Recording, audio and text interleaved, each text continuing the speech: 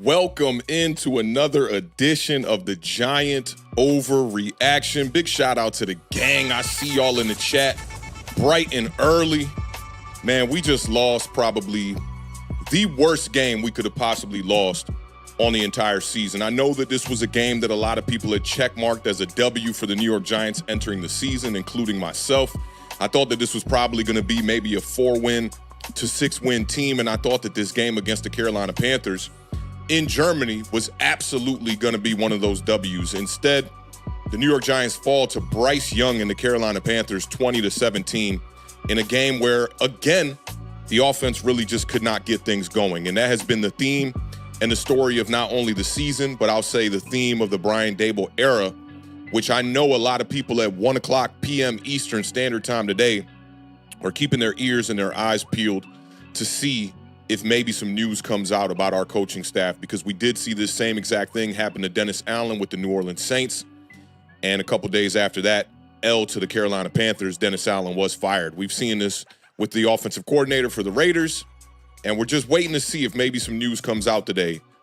This is the Week 10 edition of the Giant Overreaction. I almost can't believe that we are here already.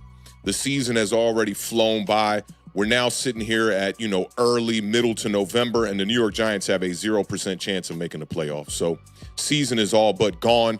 All you can really get out of this year is probably some assessment of some players that need development or some of the younger players to just see if they're possibly going to be some future pieces for this New York Giants team. And I'm surprised that y'all are still showing up to these, considering the way that this team has played, the way that this team has let down the fan base, especially at home. And thank God this game was on the road. I do feel sorry for the people that had to travel all the way to Germany and some of the fans across the pond that had to witness that game. One of the homies, Chris, he had popped in to our Twitter Spaces at halftime of this game, and he was at the game, and he was just livid. He was talking about putting Daniel Jones on a rocket ship and getting him up out of here. The New York Giants fall to 2-8 for the second consecutive season. The Giants have now lost 5 straight games. They're 0-5 at home. It's the longest losing streak since 2021. Y'all remember how bad that was during those Joe Judge years. And here we are with a new regime, new general manager, new head coach, expecting different results. But this team has not really shown much productivity since Joe Judge left. The Giants right now are currently looking at the second overall selection in the 2025 NFL draft. And for most of us, I'd say that's good news. But for the people that had an optimistic viewpoint on this season, that's absolutely going to be some bad news. I jokingly called this game the battle for the number 1 pick. I talked about the statistic where there were only 9 teams. Well, not only. There were 9 teams that had only 2 wins to start off this season after 9 weeks. And that is the most 2-win teams since 2006. And I absolutely thought we were going to come out on the good side of this victory or of this game.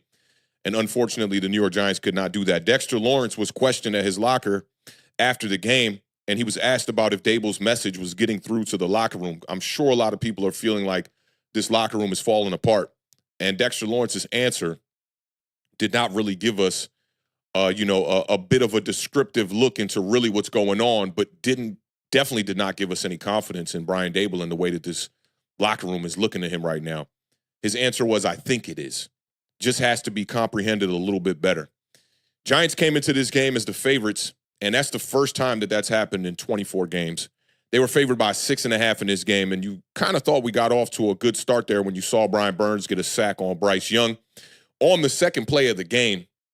But that ended up being the only sack of the day for the New York Giants. The Giants were down 10-0 at halftime. That's the second time this year that has happened, and we're going up against a team, the Panthers defense, entering Sunday's game was allowing 32.6 points per game, and the New York Giants leave that game with just 17 points.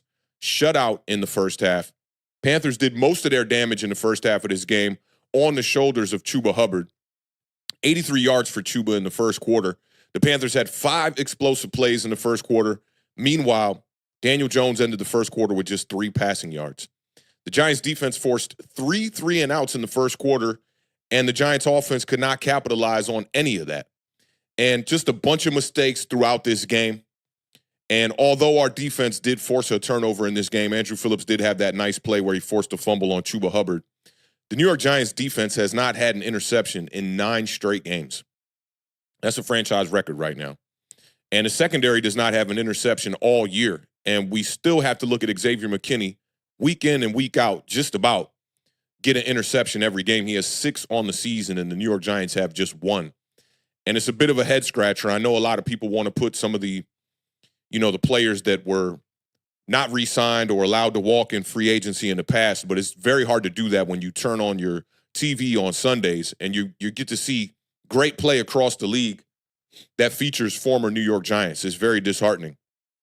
Chuba Hubbard was the man, and I actually personally have to put some respect on this man's name because on the preview show, I was questioning why the Carolina Panthers gave him the extension. I think they paid him 4 years, somewhere upwards of $30 million, and I thought that might have been a little bit too much for a guy like that. But he proved all his worth on Sunday in Germany, 28 carries for 153 yards, 1 touchdown on the day. The Panthers rushed for 188 yards as a team, and the Giants' reoccurring theme here is that they cannot stop the run. That's just what it is. The Giants right now are allowing 5.3 yards per carry, which is the NFL worst, and they allowed Carolina to rush for 5.9 yards per carry, so even worse than what our season average is. This defense has been breaking down for the most part as the game progresses, and we've seen teams continuously run the ball on us to start the game, start to control the clock, start to control things on the offensive side of the ball. And when our offense can't put up points on the board, they continue that same theme into the third and into the fourth quarter. Our opponents have ran the ball 98 times in the fourth quarter this year. And that's a stark difference from what you're seeing in the first quarter of games where they've only rushed the ball 59 times, 66 times in the second quarter, 56 in the third quarter, and 98 in the fourth quarter. That's all you really need to know about how teams are capitalizing on the New York Giants by getting early leads in the first half and literally just running the clock out in the second half on their way to victories. Teams are averaging 7.96 yards per carry in the third quarter against the New York Giants and averaging 5.42 yards per carry in the second half. Now, we know what the elephant in the room is here when talking about the New York Giants struggles. Obviously, a lot of that has been on Daniel Jones. And this day from Daniel Jones was just not a good one. This is likely his worst game of the year. Daniel Jones started this game off 6 of 14 for 54 yards and 1 interception in the first half. His passer rating at the half was 24.1. And I'm not saying QBR. I'm talking about a passer rating, which is a rating out of 158.3. Daniel Jones' rating was 24.1. He had 0 net passing yards in the first half against the Washington Commanders a week ago. He had 46 net passing yards versus the Carolina Panthers on Sunday. These are arguably 2 of the worst secondaries in the entire NFL. His fourth quarter, where he just decides to turn it on, which has kind of been a theme for us throughout the season, he was 13 of 20 for 119 yards. He finished the day 22 of 37 for 190, 0 touchdowns, 2 interceptions, 7 rushes for 26 yards, 4.6 yards per attempt for Daniel Jones on the day. 28 of his 37 attempts were 10 yards or less. The flea flicker play that Brian Daboll called on 3rd and short, which I thought was an interesting call, but sometimes when you're playing head coach in the NFL, you got to play chess. And I thought that was a really unexpected type of call that obviously the Carolina Panthers did not see coming. And the way you see Wan'Dale Robinson running that deep post across the middle of the field, all the way across the field, being wide open like that, where Daniel Jones on a flea flicker could not find his number one option. I think that was all we needed to see on Sunday to understand that Daniel Jones is absolutely not the quarterback of the future for the New York Giants. Brian Daboll, after actually putting some blame on Daniel Jones just a couple of games ago on the play where he didn't motion Theo Johnson to the right side to have him in protection, which ended up causing a fumble that really put that game away. And Brian Daboll did throw Daniel Jones under the bus after that game and said he'll tell you that was his mistake. We saw Eli Manning point it out on the broadcast. It seemed that Brian Daboll was kind of trying to be a little bit maybe sympathetic towards his quarterback after this one. And he says, in response to the flea flicker, I wish I had that back.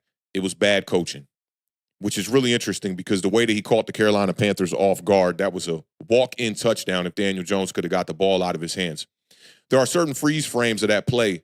Shout out to the homie Sal who brought this to my attention, where Daniel Jones is literally looking to the left in the flat area, and there's just nobody over there. It's almost as if he was looking for a check down after he got the pitch back on the flea flicker play. Both routes were running towards the right side of the field. I'm not sure what Daniel Jones was looking at, but this whole entire year has been extremely puzzling for our quarterback here. He has a QBR of 34.2 on the season. In the first half, he had 3 chances to tie the score, and Jones came up short 3 times. He was 0 for 3 on all of those possessions where the New York Giants were down by just 1 score, and all he had to do was get the ball in the end zone.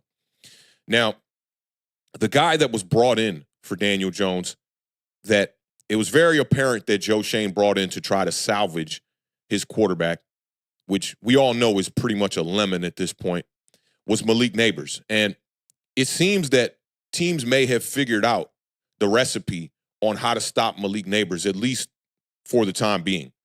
Just 6 receptions for 50 yards in this game. Wan'Dale Robinson had 5 for 51. It's been 4 straight games for Malik Nabers under 75 yards. He's averaging 10 yards per reception, which looks like a number that you would see from Jason Witten of the Dallas Cowboys. Maybe even, I would think Jason Witten's yards per reception was actually higher.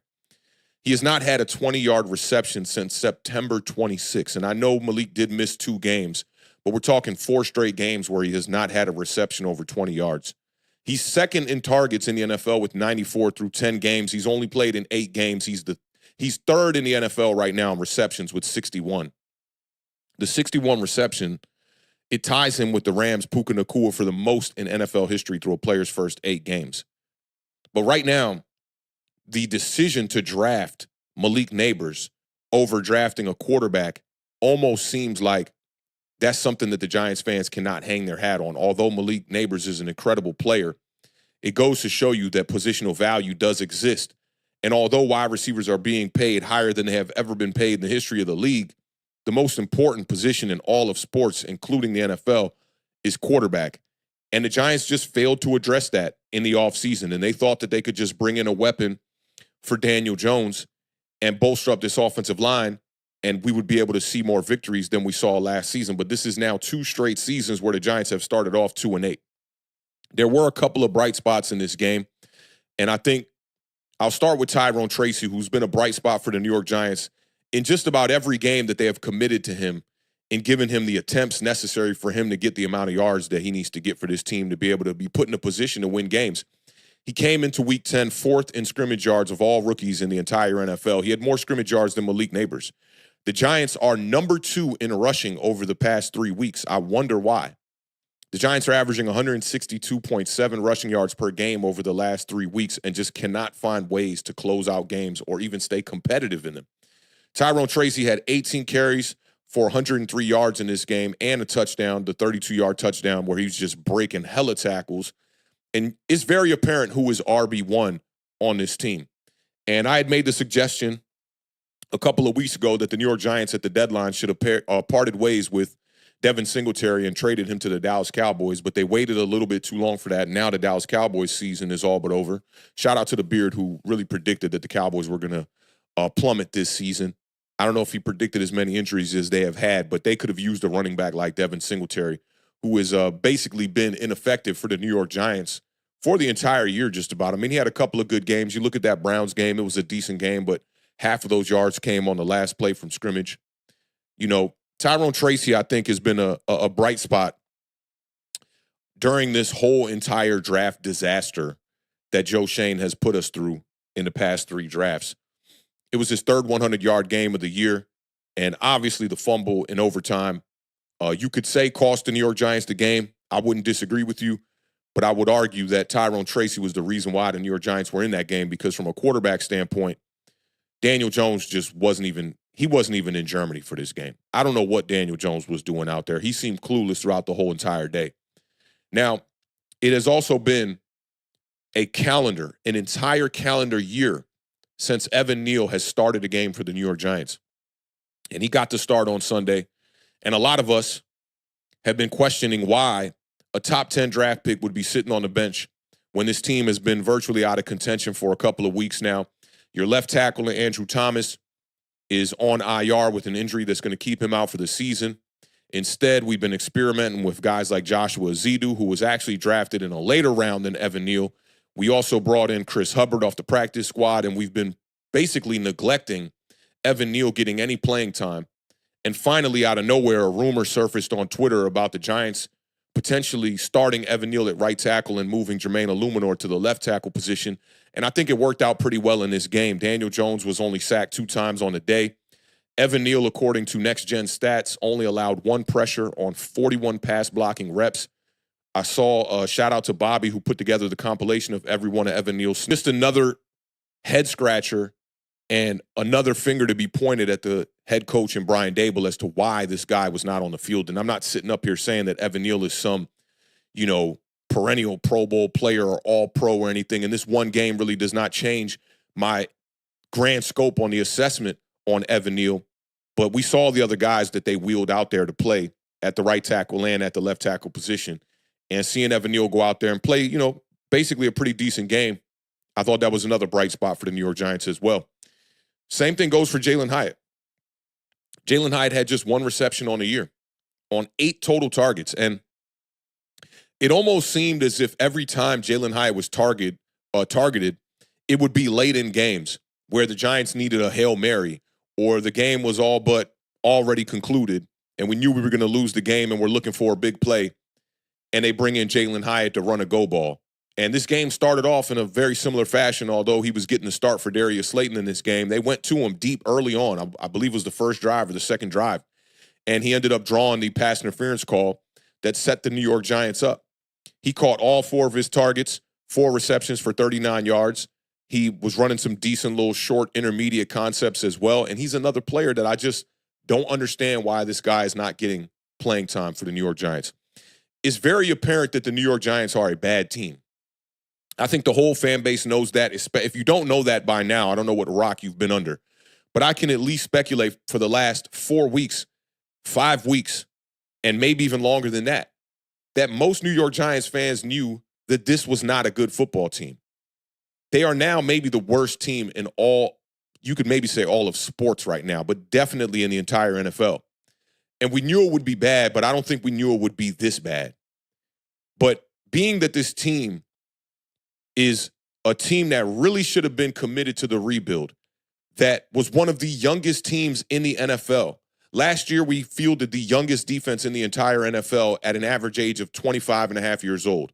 But somehow, Joe Schoen, and I got to include Brian Daboll in this, they somehow expected that the New York Giants were going to supplement cornerstone pieces that they allowed to walk in free agency, that they were going to supplement those guys by bringing in rookies that were going to be forced to be thrown into a responsible role from day one. Guys like Tyler Nubin filling in the shoes for Xavier McKinney. Guys like Malik Nabers that's filling in the shoes for not only wide receivers that we lost like Sterling Shepard, but also weapons like Saquon Barkley. Tyrone Tracy having that exact same responsibility. And we got to give these guys their props for coming in and playing some pretty decent football. But I think that if the expectations were not so high for the New York Giants, that this needs to be a team that's going to compete, that we're in the 3rd year of this regime, then we would be looking at these rookies a little bit different. And I still think people are giving them the benefit of the doubt in a good way. Tyrone Tracy fumbled, and I saw a lot of people taking to Twitter and taking to social media to lift him up, to give him his props, to talk about how well he has played, and also a little bit of an asterisk saying, thank you for helping us, en route to get our quarterback in this upcoming draft in 2025. If we could have just came into this year with the understanding from our head coach and from our general manager that we are in a rebuild, I think fans would have been much more patient. I think we would have had a lot more fun watching this young team go out there and, make mistakes and not win games, but also learn on the job. And then we could go into next year with a little bit more confidence. Instead, they decided to put all their eggs in the Daniel Jones basket, and this experiment has failed like I've never seen anything fail. This is the most drastic way that you could possibly fail, where the entire NFL community is looking at us underneath a microscope on Hard Knocks, watching Joe Schoen make these mistakes in real time. And Joe Schoen and John Mara and Brian Daboll all telling us to pretty much have patience and trust the process. Well, this process stinks. and it has not been working for the New York Giants. And another loss puts the Giants at 2-8.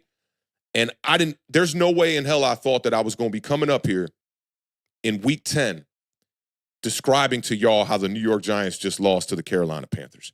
I thought that Joe Schoen was one of the worst GMs in all of football, but I thought that Dan Morgan was a worse GM.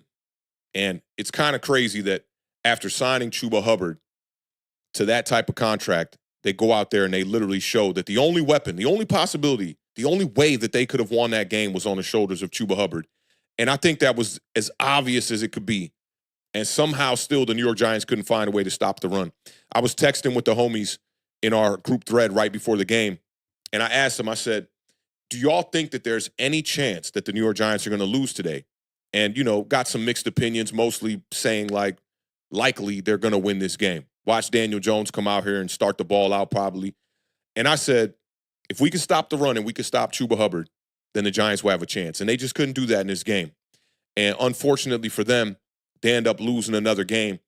And I just think that it's, again, I'll say this again, it's extremely imperative and detrimental to the future of this team that the New York Giants are proactive at the quarterback position and not reactive. They need to go out here and make the decisions for next season right now. And I talked about it on Bleacher Report after the game. I talked about where do the Giants go from here? And a lot of the fans in the chat were asking me, what do you do next? Do you clean house? Do you blow this up? And I told them I really don't have any answers because I didn't dig this grave. Joe Schoen did.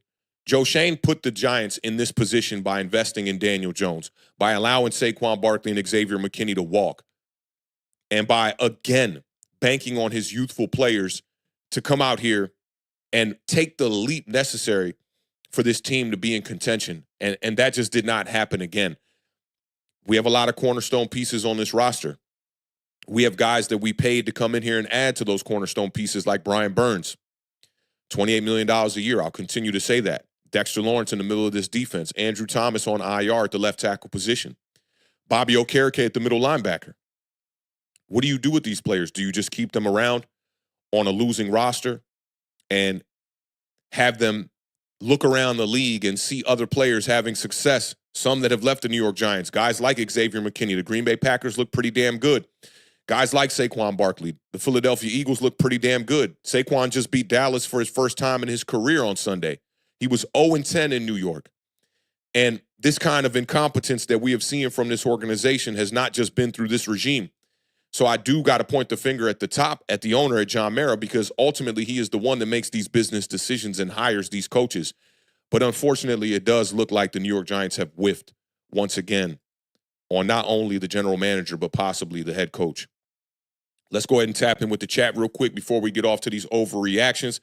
This should be a bit of a short show. I've said that before, and I really, in my heart of hearts, really feel like this should be a short show. I got 2 overreactions that we're going to go over, but let's tap in with the chat. I do want to see y'all vibe, y'all temperature, see how y'all are feeling.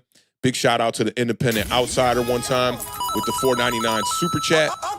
Dave Denton, not to be confused with Dale Denton, says, Mr. Mara, if you think Dable, your coach moving forward, is your coach moving forward, keep him. If not, fire him.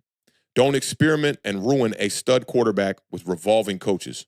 I totally agree with that. And that goes to what I'm saying before I even saw this super chat, man. Like, whatever the Giants do, they need to be proactive right now. As fans at this point at 2-8, I know that most of us, even though last year, the way that we were gauging things with the fan base was very different, right? A lot of people didn't want to tank when we were 2-8 at this point last year. A lot of people were saying, go out there, win games. The temperature now around the fan base has completely changed. We're seeing more fans now saying, we need to get our quarterback. We need to get the highest draft pick we need to get because we've been down this road before. And I'll say it again, fool me once, shame on me. Fool me twice, shame on you. That's really what it is. Or flip-flop, sorry about that. Fool me once, shame on you. Fool me twice, shame on me. Because if we can't just keep falling for this same exact situation that the Giants have been in, year out. And I think that fans are not only getting fed up, but they're disgusted with the product that's being put on the field. And Independent Outsider, I 1,000% agree with what you're saying here, man. Big shout out to you for supporting the channel bright and early on this Monday afternoon. Let's see what else we got up in here, man. Shout out to all of y'all, too. I see is a bunch of Giants fans in the building, man. If you're digging the vibes already from the opener, go ahead and hit that subscribe button. We do this every Monday over here, and we do streams 4 days a week, highlighting the NFC East from a New York Giants perspective. So big shout out to all of y'all for being here. Shout out to Problem. Problem said, I said it in your chat last year. Tommy DeVito winning those 3 games have probably set this team back half a decade. I can respect that. But I think that more importantly, it's more about the investment in Daniel Jones than Tommy DeVito. Tommy DeVito did go on a 3-game winning streak last year, and I know that was to the demise of a lot of fans, but I can't sit up here and just blame Tommy DeVito for going out there and playing his best ball, especially as not only a rookie, but an undrafted rookie free agent, a guy that when you playing those downs for the New York Giants and you're in practice and you're trying to get PT and you're trying to show the coaches that you are worthy of getting out there on the field, especially as an undrafted rookie free agent, that might be your last opportunity to do that, to be able to sustain the longevity of an NFL career.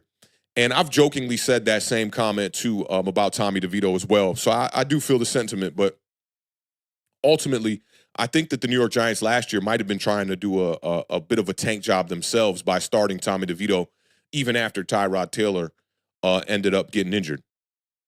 Shout out to Sarah in the building representing those Minnesota Vikings. Vikings y'all win this past week was absolutely ridiculous. What was it, like 3 turnovers by Sam Darnold and y'all win 12-7? Justin Jefferson not doing much on my fantasy, but Sarah says, Authentic, do you think your front office even has a plan though? Our GM said at his press conference when he took the job, he already planned to draft a quarterback.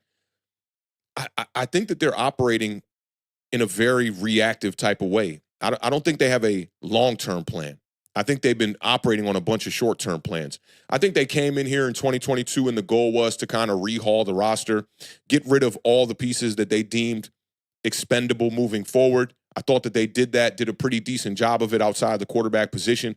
But then when they won those games, including that playoff game against you guys in 2022, they then reacted to it. Rather than being proactive and really looking at the roster and understanding that this team was really not ready to win right now, not ready to compete for a championship or any of that, they thought, hey, they looked at it glass half full and said, we were 1 game away from the NFC Championship. Let's double down. Let's franchise tag Saquon Barkley. Let's pay Daniel Jones his money. And let's get these contracts ready to go for cornerstone pieces like Andrew Thomas and Dexter Lawrence. And they bought into that whole philosophy of that they were going to try to win now, but they tried to pitch the fans a totally different vibe. They told the fans, be patient. Rebuilds don't happen overnight. They were saying things like that they were going to try to compete while rebuilding, compete for today while building for tomorrow. But in all honesty, they don't have a plan for tomorrow. And I think right now they're scrambling. They're trying to figure out, what are they going to do next? They know they need a quarterback. The pressure from the fan base should be enough right now that they have to draft a quarterback in this upcoming draft in 2025. But that all is dependent on where they draft. So we'll see where they go from there. But I've been saying it now to you guys for about 5 weeks that the Giants have to be proactive. I mean, that's the number one thing right now. They have to be proactive. They have to be thinking about what they're going to do next season right now. They need to be thinking, what does success look like in New York in 2 to 3 more seasons, and what plan is going to get us there right now? They cannot be doing this freestyle type of way of building this roster and bringing in these pieces, guys like Brian Burns specifically, to appease fans, to be honest. Like, you have to do what's right for the organization, and they have made a lot of moves that are not right for the organization, and that's unfortunate right now. Let me check this other one here. Okay, that one guy says, Giants made a big mistake paying Jones for 1 season that wasn't even that good. Facts. People say, you can't get rid of a guy after a playoff win, but why not? And who were the Giants bidding against? They were bidding against themselves. That was the scariest part of that whole entire situation. There was no one that was saying, man, when Daniel Jones becomes a free agent, we're going to be front in line to sign him. There was no one saying that. And I do agree with you when you say that you can't get rid of a guy after a playoff win. I always go back to this example, and it's a bit egregious, but when the Baltimore Ravens won the Super Bowl with Trent Dilfer in 2000, when the season was over, he was a free agent, and they didn't bring him back. So if you can do that after a Super Bowl run And I mean, that dude had like 9 touchdowns in 8 games. Daniel Jones had 15 touchdowns in a full season as the New York Giants quarterback. They bid against themselves, and it was the wrong play. It was the absolute wrong play. Logic's Finest says, authentic, last one. This is my victory lap. I told you 3 years ago, Daniel Jones is a backup at best, and you defended him. You finally accepted that Daniel Jones is not the guy and never was. I mean, nobody had to convince me that Daniel Jones was not the guy. I still, to me, to this day, to say that Daniel Jones is at best a backup is not an accurate assessment. When he's playing his best, he is one of the starting 32 quarterbacks in this league. I will say that. Has he been playing like his best the past 2 seasons? Obviously not. But when you see the Daniel Jones at his best that we saw against the Minnesota Vikings in the playoff game, that guy can go out here and start for some of these teams out here. I mean, granted, half the league he probably couldn't start for, but Logic, you've been tuning into me long enough to know that you don't have to convince me that Daniel Jones is not the guy. I don't even really gotta respond to that too much. You know what it is. You've been rocking with me long enough to know that if there's anybody that's more critical of Daniel Jones than me, it might be Tim from Online Big Blue, and that's probably it. Like, when we signed the contract with Daniel Jones after the 2022 season, I was one of the only people that was questioning, why in the fuck are we giving this guy this contract for $40 million? Literally arguing with players on Twitter like Lawrence Tynes who were telling me that Daniel Jones is absolutely worth $40 million. And I'm sitting up here thinking this dude is maybe an $18 million quarterback, and we will be better suited going the free agent route, bringing in a bridge quarterback like Baker Mayfield, or the guy that I was banging the table for the New York Giants to bring in, which was Marcus fucking Mariota. I mean, let's be real here, man. Come on. Mike Jones says, bro, Burns is a 26-year-old pass rusher. He's not just a move to appease fans. He's a building block piece for the future. I disagree with that, because on a team like this right now, the way that the New York Giants are built, you don't bring in a potentially top 15, top 20 edge rusher on a team that clearly has a ton of holes, not even just on the defense, on both sides of the ball. For me, I'm not making a move like that and taking out $28 million on the salary cap for a team that's not ready to win. But maybe you had a different perspective on the New York Giants. For me, I came into this season thinking that this roster, before we went off into free agency at the end of 2023, I said that this was a 4-win team. I said, and I had hope. I had faith in Joe Schoen to an extent. And I said like this, I said, if Joe Schoen can repair this roster and get this team back around 500 by the time the year starts, he is a miracle worker. Because if you look at the way that this roster looked entering free agency with the expiring contracts, there was nothing on this roster. This roster was dry, straight dry. You had Andrew Thomas and Dexter Lawrence, and that was really it. So for me, I looked at this team and I assessed this team as they aren't ready to win right now. Why are you making splash signings? Am I going to be angry that they brought in a player that could potentially make the defense better? Not necessarily, but the NFL is built on timing, man. And yeah, he's 26 years old. To me, it screams the exact same type of situation in a different position as what it was for Saquon Barkley. If you can go out there and pay Brian Burns $28 million to come in on a team like the New York Giants, then the $10 million or $11 million or $12 million for Saquon Barkley shouldn't have been nothing. That should have been a no-brainer, and you should have been able to go out there and get Brian Burns, keep a weapon like Saquon Barkley, and then maybe stack the weapons when you draft a guy like Malik Nabers.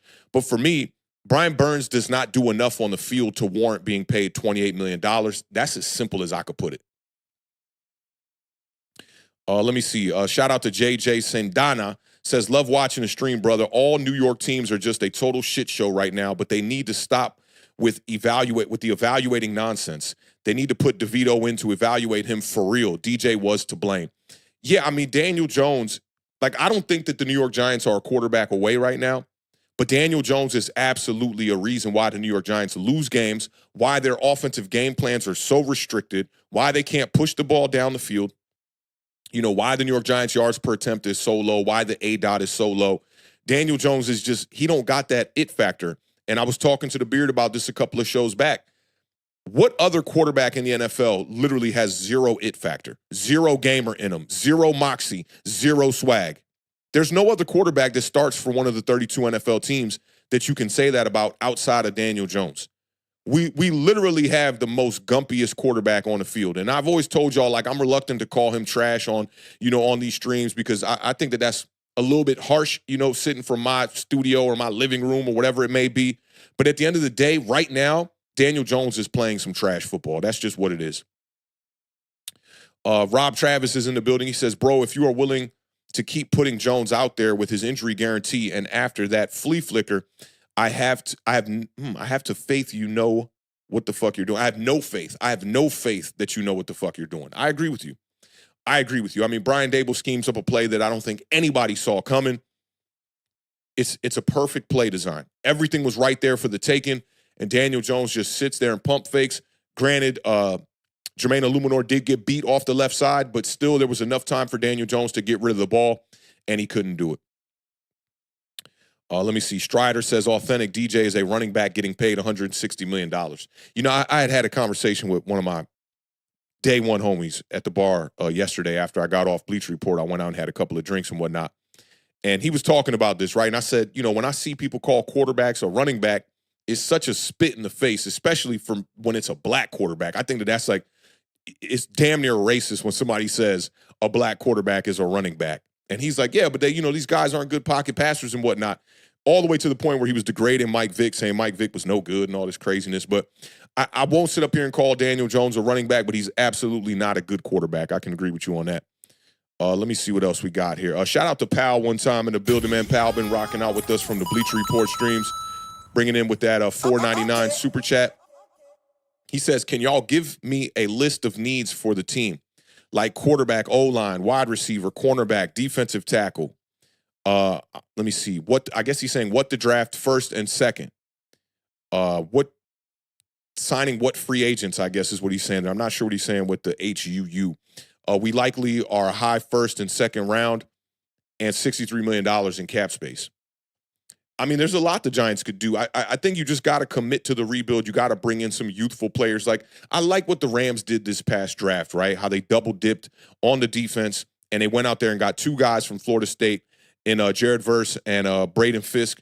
Like, I like those two picks because those guys are going to be there for a long haul, right? They're going to be there while this team is still trying to compete with the Matthew Staffords and whatnot at quarterback. But those kind of draft picks are going to be there for a while, and they're not like can't miss picks, but they're no-brainer type of picks. And Braden Fisk was a guy that was like high on my radar. Every draft show that I had done here on the channel and on Bleacher Report, we talked about Braden Fisk. We talked about guys like Keon Coleman that the Giants could have drafted in the second round, and guys like Xavier Legette, who he was making some plays on Sunday as well. I can't sit up here and tell you exactly what the Giants should do, what they should address first outside of quarterback. That's how I look at it.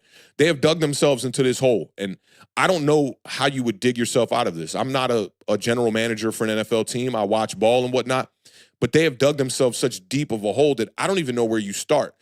I told you guys on Bleacher Report, a lot of people were asking me about, where do they go from here? Do they clean house? I don't even know if that's the best alternative for the Giants to do right now, but all these questions need to be answered. They need to be answered. And I did hear from Dan Duggan that Joe Schoen is supposed to speak tomorrow in front of the press. I would hope that John Mara makes an appearance as well, because I want to hear from John Mara, because he talked about these guys' jobs are safe.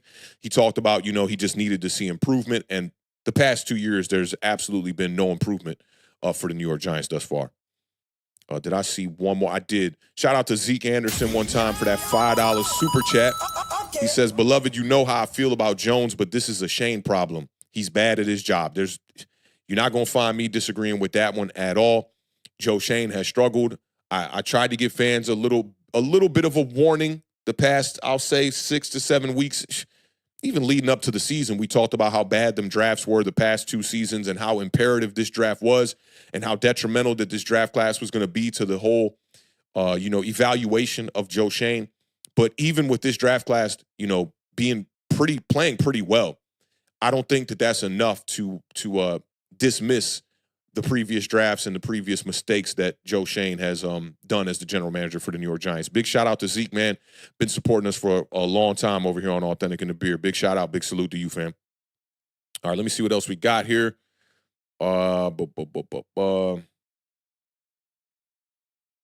Shout out Ben Ayers, man. Ben Ayers been rocking out with us too. He says Giants could have paid Saquon and X for the price of Burns and still upgraded the offensive line, right? A lot of people like to think that the Giants couldn't have upgraded the offensive line and signed Saquon Barkley at the same time. And I don't know where this narrative or this rhetoric came from that, like, running back contracts, people are making it seem like his contract is near what Brian Burns or near what a guy like Daniel Jones is getting paid. So I hope that, these messages are becoming more clear to the fan base as time goes on, because it's been frustrating, man. Like, I do feel that the tides are kind of turning a little bit with the fan base, because at one point, I almost felt like an outcast on social media. Like, I remember, like, about maybe like 5 months ago, I put out this tweet, right? And I pretty much said, Brian Burns is like a great signing. Joe Shane is the best general manager. Brian Dable is the best head coach in the league. We have the best quarterback in Daniel Jones. This guy, he comes in and he works hard, and we have the best blah, blah, blah, just to pretty much state, like, I don't always try to, like, throw shade on this team, but ultimately that's what this team has forced me to do. Like, I'm not going to come up here and assess things dishonest. That's just not my style. So when I see something that seems alarming or a red flag, I'm going to bring it to my attention or to y'all attention or to social media's attention. And people have not liked that over the years. They want to hear the positive takes, the mascot type of takes. And that's just not the type of dude that I am. And I always thought that allowing Saquon Barkley to walk and Xavier McKinney to walk, y'all been watching these streams, I was never really on board for that.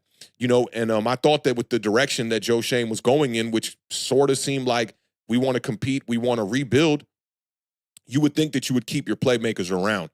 And instead, he decided to opt to go in a different direction, which I thought was not a smart move by him. Let me see. Sebastian, shout out Sebastian one time in the building, man. Been cutting up them shorts for me. We're going to upload a couple of them today, too. Shout out Sebastian. He says Jones should have been gone for a while now. Absolutely.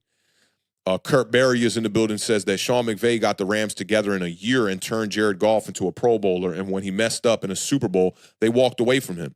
It doesn't take this long to fix your team. It's such a good point. Sean McVay came in, I want to say that was either 2016 or after the 2016 season. And the Los Angeles Rams had only won 4 games that previous year under Jeff Fisher. I think that was Jeff Fisher that was there before him. And he traded away those first-round picks every year. And he got rid of cornerstone pieces, players that people were invested in on that team every year to get more draft capital. And then he became one of the better coaches / GM, whatever you want to call it, at drafting in rounds 3 through 7, that by the time that they got to the Super Bowl in 2021, the Rams had one of 6 rosters that had 60% players that were homegrown. And he didn't have to do it in the first round. That's what good organizations do. That's how they approach the draft. And some people might call that luck, but I don't call that luck. You look at the way Sean McVay just drafts year in and year out. It's interesting. I don't even know if this comment came in before I was talking about Sean McVay and how I like the process over there. But it aligns because they've been doing such a great job. And I also think that Sean McVay, as a mastermind on the offensive side of the ball, he understands the players necessary to bring into his scheme. This guy's finding people in the late rounds of draft like Kyron Williams, one of the better running backs in the entire league. Finding guys like Puka Nacua, one of the better wide receivers in the entire league right now. And these guys are just little hidden gems that no one's really talking about until you see them suit up in a Los Angeles Rams uniform. I love this point right here, Kurt, but I don't know what's taking the Giants so long, but obviously missing, in the drafts has definitely been a reason why this team has not been good. Let me see what else we got. RedX3R0 is in the building. What's going on, fam? He said Darnold seems better and is only making like $10 million. We are paying 4 times that amount for less quality. And man, that comment hits home, bro.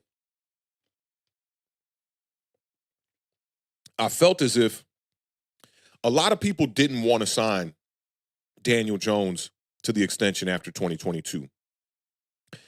And the reason why I say this hits home is because, like, during that 3 to 4 month span when the season ended, by the time that Daniel Jones signed his contract in March, like, I literally felt like I was fighting off the New York Giants fan base army, right? And telling people that, why aren't you looking at the quarterback position from a productivity to a value standpoint? Like, I have so many tweets and so many Twitter spaces that I spoke on that support exactly what I'm about to tell y'all. Like, my whole thing was like this.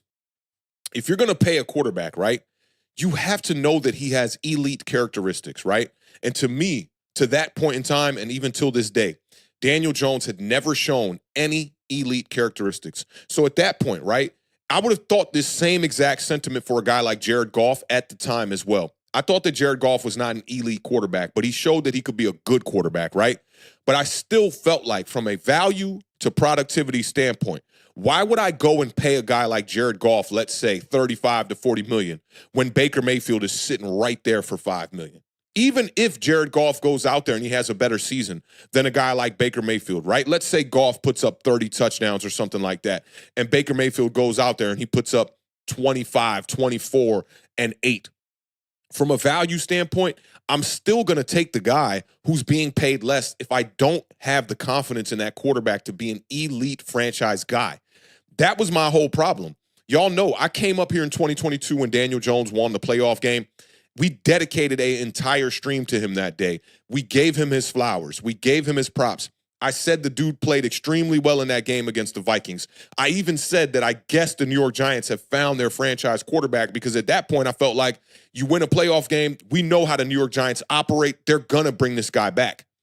The whole rhetoric that was pushed upon the fan base from top down was that the Giants had no other alternatives. But when you look at it from Daniel Jones as a quarterback type of perspective, he does not deem any elite characteristics. There are no traits there that says that this guy's going to be able to go out there and compete with the top upper echelon quarterbacks in the league, like a Patrick Mahomes, like a Lamar Jackson, like a Josh Allen, like a Joe Burrow, like a Justin Herbert. And we got content creators and fans that have literally, till this day, still think that Daniel Jones is a viable option over some of those names that I have named. It's silly. It's fucking goofy. And I don't understand it. I never understood why at that time, all of a sudden, because of that playoff win, so many people were on board thinking that Daniel Jones was truly the future for the New York Giants, and that quarterback was going to be the one that was going to take us to a Super Bowl. It didn't make any sense. It didn't make any sense at all. Let me see. Mike Jones is following up on the Saquon statement. He says, Burns is a guy that don't miss games. Saquon does. We got a 5th-round running back with 3 100-yard games and like 5 starts. Running back ain't the issue. You just said you understand positional value. I'm not saying that running back is the issue. My point is this. One, Saquon Barkley is not just a running back. Saquon Barkley is a weapon. Tyrone Tracy is just a running back. Saquon Barkley is a weapon. Teams are not stacking the box for fucking Tyrone Tracy. Let's just call it what it is. Saquon Barkley did not have the luxury of running behind this offensive line that we've seen fielded here, which is the best offensive line that the New York Giants have put out there in the past decade. Let's be real here, right? And I'm not saying that the reason why you need to bring back Saquon has anything to do with positional value outside of he's a weapon. And if you're Joe Schoen, you're not the first person that has misconstrued the points that I make about this. But this is what I'm saying. If you make moves that deem that you are a team that needs to be competing, you do not afford the luxury to let weapons walk in free agency. And if you are even thinking like that, then you best be fucking trading those guys at the deadline the year before.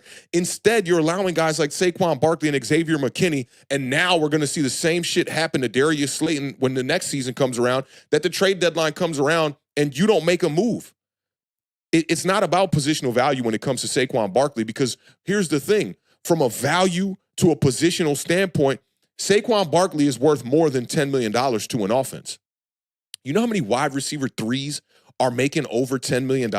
We saw Corey Davis making $12 million a year in this league, and people are pinching pennies to bring back a weapon like Saquon Barkley. He's already over 1,000 scrimmage yards right now, and people are going to say, oh, but the Philadelphia Eagles offensive line, it's not even necessarily their offensive line. I mean, they lost players on the line this past season. It's really the offensive line coach, which now I think we do have one here in New York. But I just look at our offense and the way it operates, how shitty it is, right? The offense that's averaging 15.6 points per game, right? If you had Saquon Barkley along with a Malik Nabers, along with a Jalen Hyatt, Wan'Dale Robinson, Darius Slayton, to me, if you're going to deem this team be competitive, that would have been the better approach than allowing Saquon Barkley to walk over just a couple of $1 million. And then you went out there and you said 27-year-old running backs tend to fall off a cliff as far as productivity, and then you go out there and you paid another 27-year-old running back. Don't make sense to me. Maybe it makes sense to you. To me, if you were rebuilding, it would have made more sense. And if Joe Schoen would have just committed to saying, hey, we are in the rebuild phase. We realized that 2022 was a bit of, a bit of a fluke season. Might have been a better choice of words. I don't think you can say fluke as the general manager, but it really was. 2023 really put things in perspective for us. We are now going to be committing to the rebuild. We're going to try to go out there and win games, obviously, but we're going to be committed to trying to get this roster in the proper shape to win games. Instead, they bought you guys a $28 million speed Ferrari edge rusher off the edge who really isn't even that great at getting after the quarterback. I just got to call a spade a spade. You're seeing Azeez Ojulari come out here and have the same amount of sacks as the guy that's being paid $28 million. You cannot make that make sense to me. I'm sorry. Let me see what else we got here, and then we'll go off into these overreactions. Shout out to all of y'all for being here, too. Let me see. Blazin' Brazen says, different perspective. Shane got Mara to buy in for the tank, and Dable has been carrying it out. Man, that would be wild.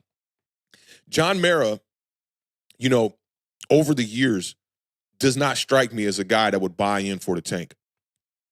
And Shane does seem like he has the keys to operate this franchise the way that he wants to. But a lot of this is being blown up in his face now. You know, there's so many images that are imprinted in my mind of Joe Shane sitting at his desk with that snarky ass look on his face, laughing at John Mara when John Mara is literally saying, I don't know if I'm going to be able to sleep at night if Saquon Barkley is a Philadelphia Eagle. And I honestly think I might have the clip still here. I do.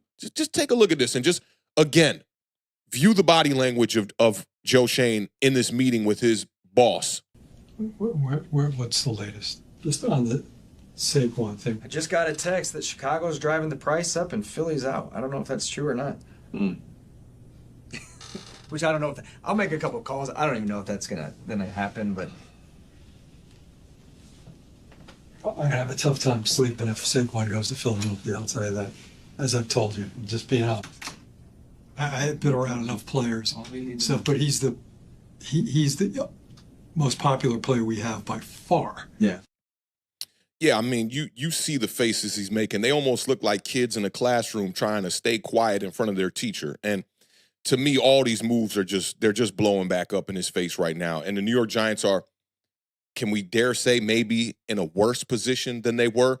I felt better about this team in 2021 and in 2020 when Dave Gettleman was here with Joe Judge. At least we knew we were getting some decent players out of some of those drafts. Now I just look at this team and I'm like, y'all invested all this money and this team has gone nowhere. It's disheartening as a fan. And it makes Sundays not enjoyable anymore. I got to keep it real. Like, Sundays are not fun no more for me.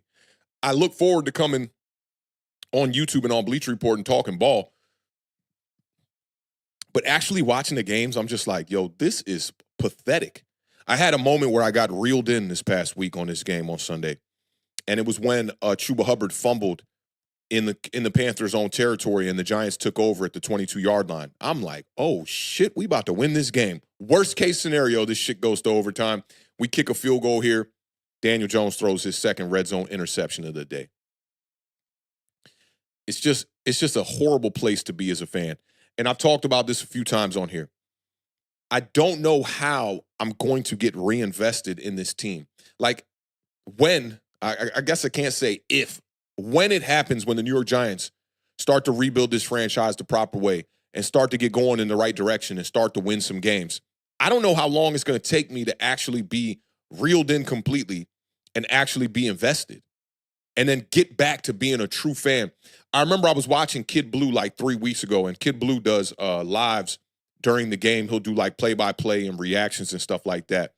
And I saw him on one of those plays, like livid, like standing up, losing it on the stream. And I was just like, yo, like, you don't know how much I crave for that right there.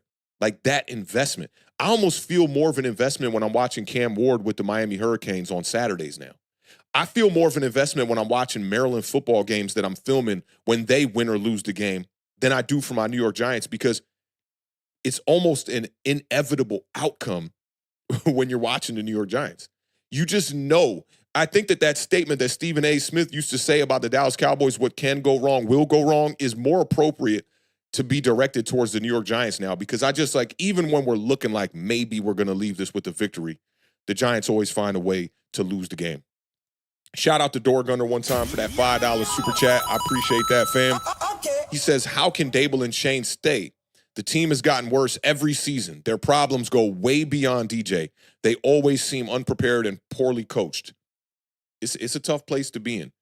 And I think that their problems go beyond DJ, but I don't know about way beyond Door Gunner. I don't know. Like, the quarterback situation will help the New York Giants. It will not fix this team overnight. But I think, like, it's so obvious that you have to at least address the quarterback position in this next upcoming season. You start there. And then you got to, the other tough part about this is going to be,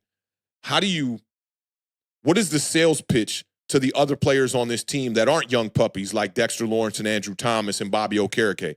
How do you sell to them that you're about to go out there and draft a rookie quarterback and truly commit to a rebuild? So this kind of screams that the New York Giants might continue to snowball down this hill that they have created already and continue to go on the decline and maybe not commit to a full-out rebuild. The way that Joe Schoen and John Mara have operated in the past, and as Joe Schoen said, the past is a way to dictate what's going to happen in the future. I don't foresee them doing that. It's going to be tough, man, but shout out to Door Gunner, man. I appreciate you supporting the channel, my dog.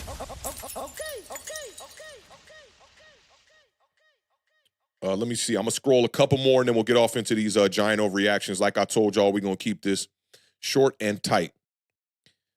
Mr. B says, Kyle Pizzle. I've been wanting to go see Kyle Pizzle's content.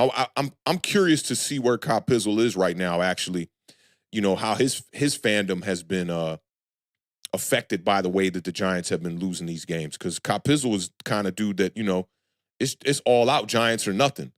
And the way that they've been playing as of late, I'm sure that even, his fandom has been definitely taking a toll with the way that they've been playing as of late, especially from the quarterback position. Mr. B says Saquon and McKinney didn't want to be here. I disagree with that. Like, I think that Saquon Barkley, if you ever get a chance, go back and look at this old video I did on Saquon right before the Giants franchise tagged him. And I talked about it being about respect and about loyalty, and that the Giants really have neither for Saquon Barkley. I think Saquon, now that he's on the other side and he's with the Philadelphia Eagles, I think he's grateful for it now. But I think during contract negotiations, I think he wanted to be a New York Giant. I think Xavier McKinney, though, I'll agree with you 100% on that.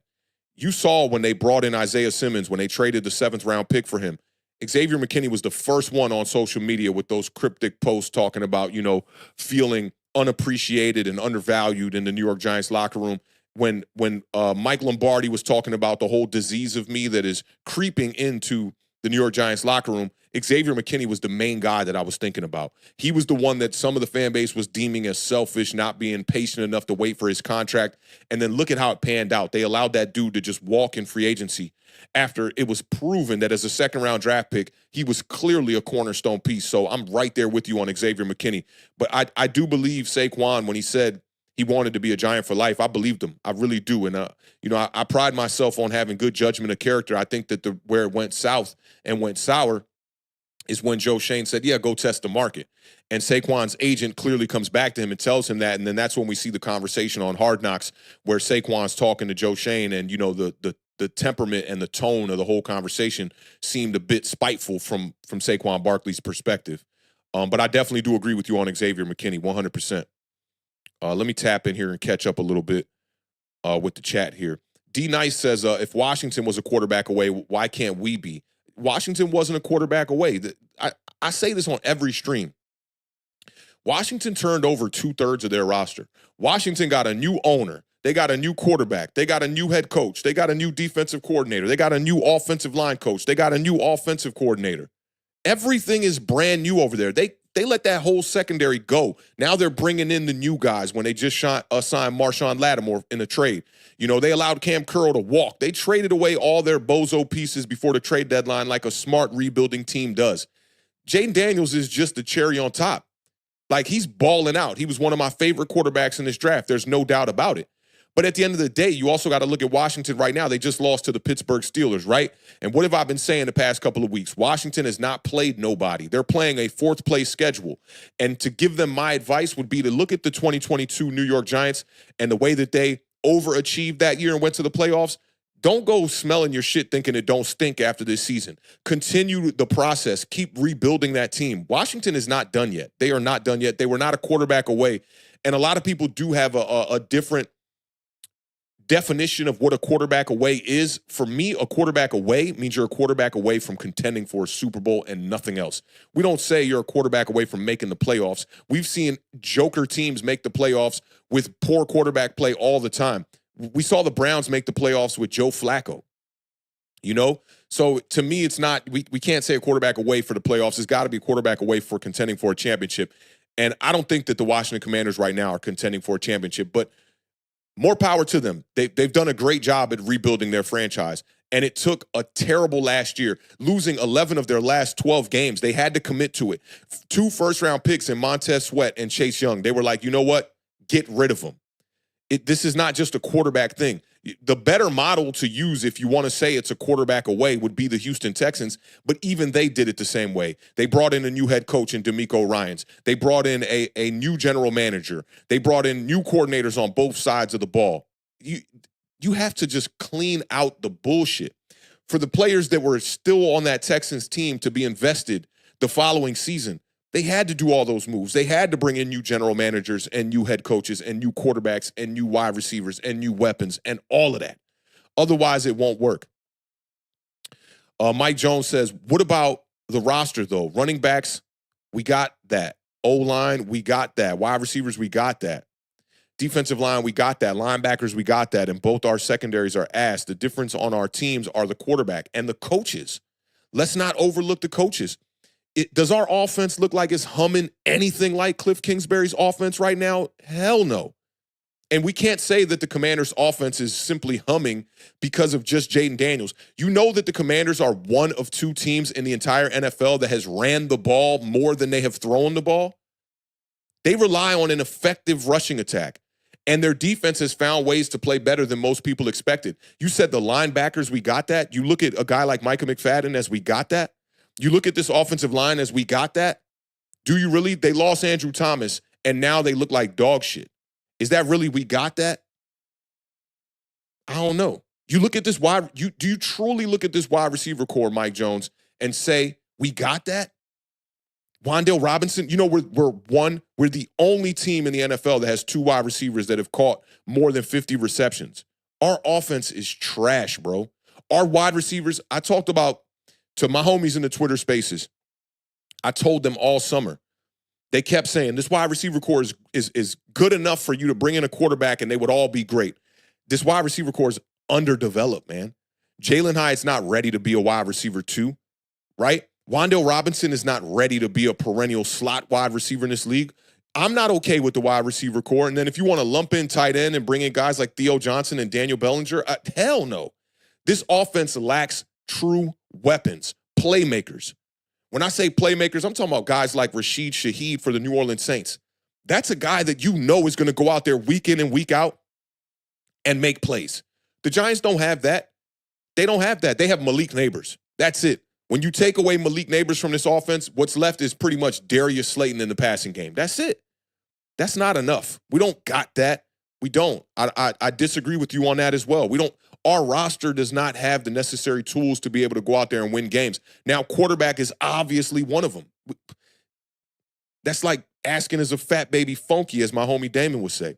We know the Giants need a fucking quarterback. We know that, y'all. We've been saying that here on this channel for 3 seasons. Shout out to my homie Stan, who always goes back and revisits old streams and sends me these hilarious-ass clips of me and the Beard talking about the quarterback situation here in New York. We know that we need a new fucking quarterback. It's so obvious. Anybody who thinks that the Giants don't need a quarterback, I don't know what to tell you. We don't see life alike. And not even just football, but life.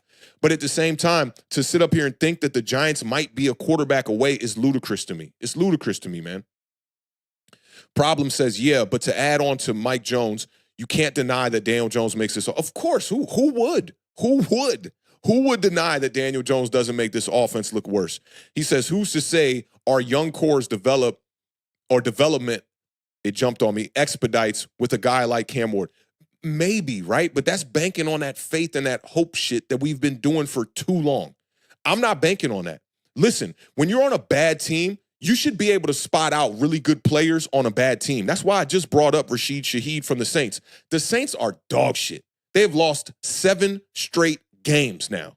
They're terrible, right? But you can go and watch any Saints game and see Rashid Shaheed go out there and go, man, that dude's a playmaker. We know that with Daniel Jones. This has been the story that New York Giants fans have been clinging on to for so long, right? They think that it's a developmental thing, right? They're like, hey, man, if you get the quarterback around here, then all these wide receivers are just all of a sudden going to look better. I doubt it.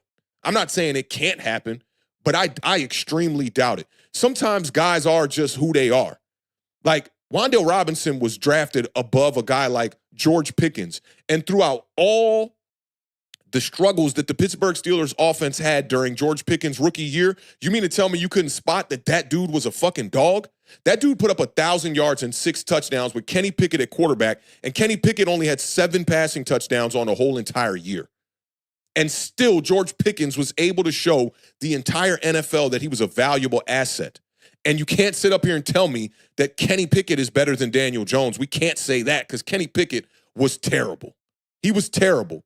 So this whole I can't evaluate, I'm not with that. This was the excuse that Giants fans made for Daniel Jones at the quarterback position throughout his entire spoiled career. They said, oh, we've done everything in our past here with Daniel Jones to ruin his future.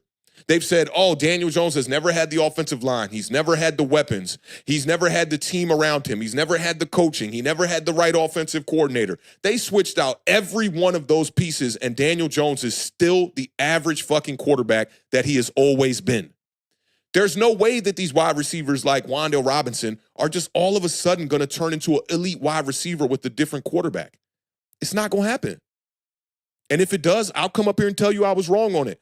But I'm just so tired of using everything around a player to deem why that player is going to be better than what he truly is. Look at Malik Nabers. Malik Nabers came out here and showed us from day fucking one that he is a dude. He showed that. Now that he showed the league that he's a dude, these defenses are adjusting. He's seeing more bracketed coverage. He's seeing more safety help over the top. He's seeing more linebackers underneath. And it's making it more difficult to get him the ball. But I'm not going to sit up here, y'all, and be like, oh, man, just because Daniel Jones is out there playing quarterback, that's why Wan'Dale Robinson is not as good as he really is. Or the reason why Jalen Hyatt can't catch routine routes is because Daniel Jones is the quarterback. I can't do that. I cannot do that. To me, that's just what most fans who actually were supporters of Daniel Jones are doing now. And when we get off into these giant overreactions, I'm going to dive into that a little bit more, right? But it's interesting that Daniel Jones is now becoming the guy that they're pointing the finger at as all of the blame for why the New York Giants aren't good. But this goes deeper than that. When you have no depth on your roster, when you have a over-hyped up and overvalued defensive line, like I watch ball across the league, and I watch our defensive line, and yeah, they were number one, or the team was number one in sacks. I think they're still number one in sacks. Just watch the game, though, and look at how they get pressure on the quarterback. It's not consistent. It's not consistent at all. And the Pittsburgh Steelers are a team that they're not at the top of the league in sacks right now. Watt is having a bit of a down year. But look at the quarterback hits, as the Beard alluded to on our last show. Look at the way that they put pressure on the quarterback, how they force a quarterback to stay contained in the pocket and get rid of the ball faster than he wants to. That's not what the Giants are doing. This is not a good team. I'm sorry. You can't convince me that this is a good team with a bad quarterback and the bad quarterback makes this a bad team. This offense don't move. This offense does not move. This offense gets in the red zone and they stall out every time. And it's not just on the quarterback. The quarterback's not good either. But that just so happens to be that he's on a bad team. He's a bad quarterback on a bad team. That's really what it is. John says the current defense is set up for Wink's system of blitzing defense. Bowen brings 0 blitzes, which I have no understanding why. When he was blitzing back in week 2 and week 3, defense played well. Now, you also got to look back at the Commanders game. I commend Shane Bowen for what he has done. He's tried to adjust on the fly to exactly what you pointed out here. The personnel is not really set up for Shane Bowen's type of defense. We talked about this in the summer. Shane Bowen needs dogs up front. He needs 4 dogs, and right now he's got 1, maybe 1.5. But he needs 4 dogs up front to get after the quarterback, and that makes the rest of his defense, he can play conservative and still be effective. But look at the Commanders game. In the Commanders game, the Giants blitzed Jaden Daniels 60% of the dropbacks. And you know how many sacks they came away with after that game? Donuts. That was the most that they had blitzed any quarterback on the entire season. You're referring to the Cleveland Browns game in week 3, I believe that was, where they did blitz Deshaun Watson 58% of the time, and they did see a lot of success. But I think that Shane Bowen is doing his best. You know, I looked up our secondary coming into this game in the pass defense. It's a top 10 pass defense, I believe, right now, which is crazy. But the only reason why they're a top 10 pass defense, it goes back to what I had said about how teams are just running the ball on us in the third and fourth quarter. 92 rushing attempts in the fourth quarter, which is damn near double of any other quarter of rushing attempts versus the New York Giants. Teams aren't having to pass the ball against the Giants. But with how bad this secondary is, and now they ended up cutting Nick McLeod just a week ago to simply save $1 million. And the San Francisco 49ers just picked him up. Smart move. They brought him in on their practice squad. I think that's going to pan out for them. It'll probably be on the field dressed here in a couple of weeks. But the Giants lack talent in the secondary in a major way. And this game, you know, you had no Jason Pinnock, Dane Belton getting the start out there. They don't have depth. And I think all too often we look at our team and think, oh, we just got to check the box in that starting position, and that's it. Building a team is more than that. It's bigger than that. The Hot Nichols is in the building one time. What's going on, fam? That nickname reminds me of Method Man. He says, they did say that, but that's not what we're saying now. DJ can't elevate guys. He needs guys to elevate him. Our wide receivers need help, but they are guys that can produce with a decent quarterback. I mean, I'm not saying they're straight garbage or nothing like that. I think a lot of it has to do with Brian Dable's philosophy. The quarterback, obviously, we know this. He holds this offense back for sure. But all I'm saying is the evaluation of those particular players, these guys are not just all of a sudden going to turn into draft hits out of nowhere when you bring in another quarterback. They're going to be the same players that they are. Their productivity might go up. Maybe it might. Maybe it goes down. Who knows? But for me, I can't look at these guys' development and the evaluation of this wide receiver core that I had a lot of question marks about, a bunch of young dudes coming into this league and us expecting these guys to be, you know, Justin Jefferson and Jordan Addison. It's not going to happen. It's just not going to happen. And I think we know who they are. Red X3R0 said Daniel Jones needs a new team. He needs to get the fuck out of here. Hey, I ain't mad at you, bro. I ain't mad at you. Prince Castro says, I think Jaden Daniels would be suffering if he was in NY and he wouldn't have Nabers, or we wouldn't have Nabers. Yeah, I think so too. I think that Jaden Daniels obviously is a really good quarterback. You know, we talked about that during the pre-draft process. And Jaden Daniels was the quarterback, you know, being that Caleb Williams was pretty much a foregone conclusion that he was going to be drafted by the Chicago Bears. Jaden Daniels was that guy that I was hoping that there would be some way that he could fall to us. A quarterback that I said throws the prettiest fade ball in all of college football. There was no one that threw a better fade ball. I thought that Michael Penix was a close second. But a lot of his skill set is translating to the NFL, and I do think that the way that they did that with the Washington Commanders was relying on the run. A lot of people looked at the Austin Eckler move for the Washington Commanders as a kind of a really unnecessary type of move. But now you see it when Brian Robinson goes down with an injury, they still have depth in that running back room. And when Brian Robinson is on the field, to me, the best weapon for the Washington Commanders, it makes that whole offense move entirely different. And then you can have Austin Eckler playing that second fiddle and doing what he does on third down, helping out in the passing game. They did it the right way, man. The Commanders did it the right way. And they brought in an offensive coordinator who, you know, presented a philosophy and a scheme that was very friendly for what Jaden Daniels does best. And I love it, but I agree with you. I don't think that Jaden Daniels would be having the same success if he was the New York Giants quarterback in year one. I think ultimately he would have been a franchise quarterback regardless, but a lot of it just has to do with circumstantial and scenario. You know, we are seeing C.J. Stroud take a bit of a step back this year, which it's expected. You know, he lost his two top wide receivers, and we're seeing a guy going out there and kind of trying to play hero ball a little bit and not being effective while doing it. Let me see what else we got here. Mike Jones says, we literally watched a play where Wan'Dale would have walked into the end zone yesterday. Hyatt caught routine passes yesterday when he got a chance. Yeah, I mean, but what does that say? He's wide open on a flea flicker. I mean, Mike, I know you played ball. You had to have at least played ball, right? If a wide receiver gets open on a flea flicker, are you looking at it like, yo, dude's carving him up, man. He's nice. Come on, man. Come on, my guy. Come on. Shout out Derek Jones, man. I see you in the building. What's going on, fam? Like, you guys are talking about, like, having some productivity at the quarterback position. I'm talking about, are these guys the guys, man? Like, for me, I know it's only been a couple of years now. We're talking about the third season. I'm ready for either moving Malik Nabers full-time to the slot position or finding a new slot wide receiver that can be the starter for this team over Wan'Dale Robinson. And I'm not sitting up here saying, like, Wan'Dale Robinson is garbage or nothing like that, but he's just not ideal for that spot for me. You talking about a guy that's 5'8", who knows, 160, 70 pounds maybe or something like that. I just don't think he's the ideal guy for that position. And I know people want it. You know, you get invested in these players and you want it to work, but I'm over it. At this point, I'm like, man, just bring in new talent and keep bringing in new talent until you hit. That's what it is for me. I mean, you guys can play this role of like, oh, we want to see these guys develop, and I want to see a quarterback with Wan'Dale Robinson and all that. For me, I see it very differently. Billy O'Neill says, the flea flicker on 3rd and 2, scratching my head. What the fuck was that?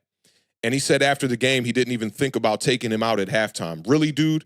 We could see it all over your face. Yeah, I agree. The moment after that flea flicker play, this was good timing with the last comment too.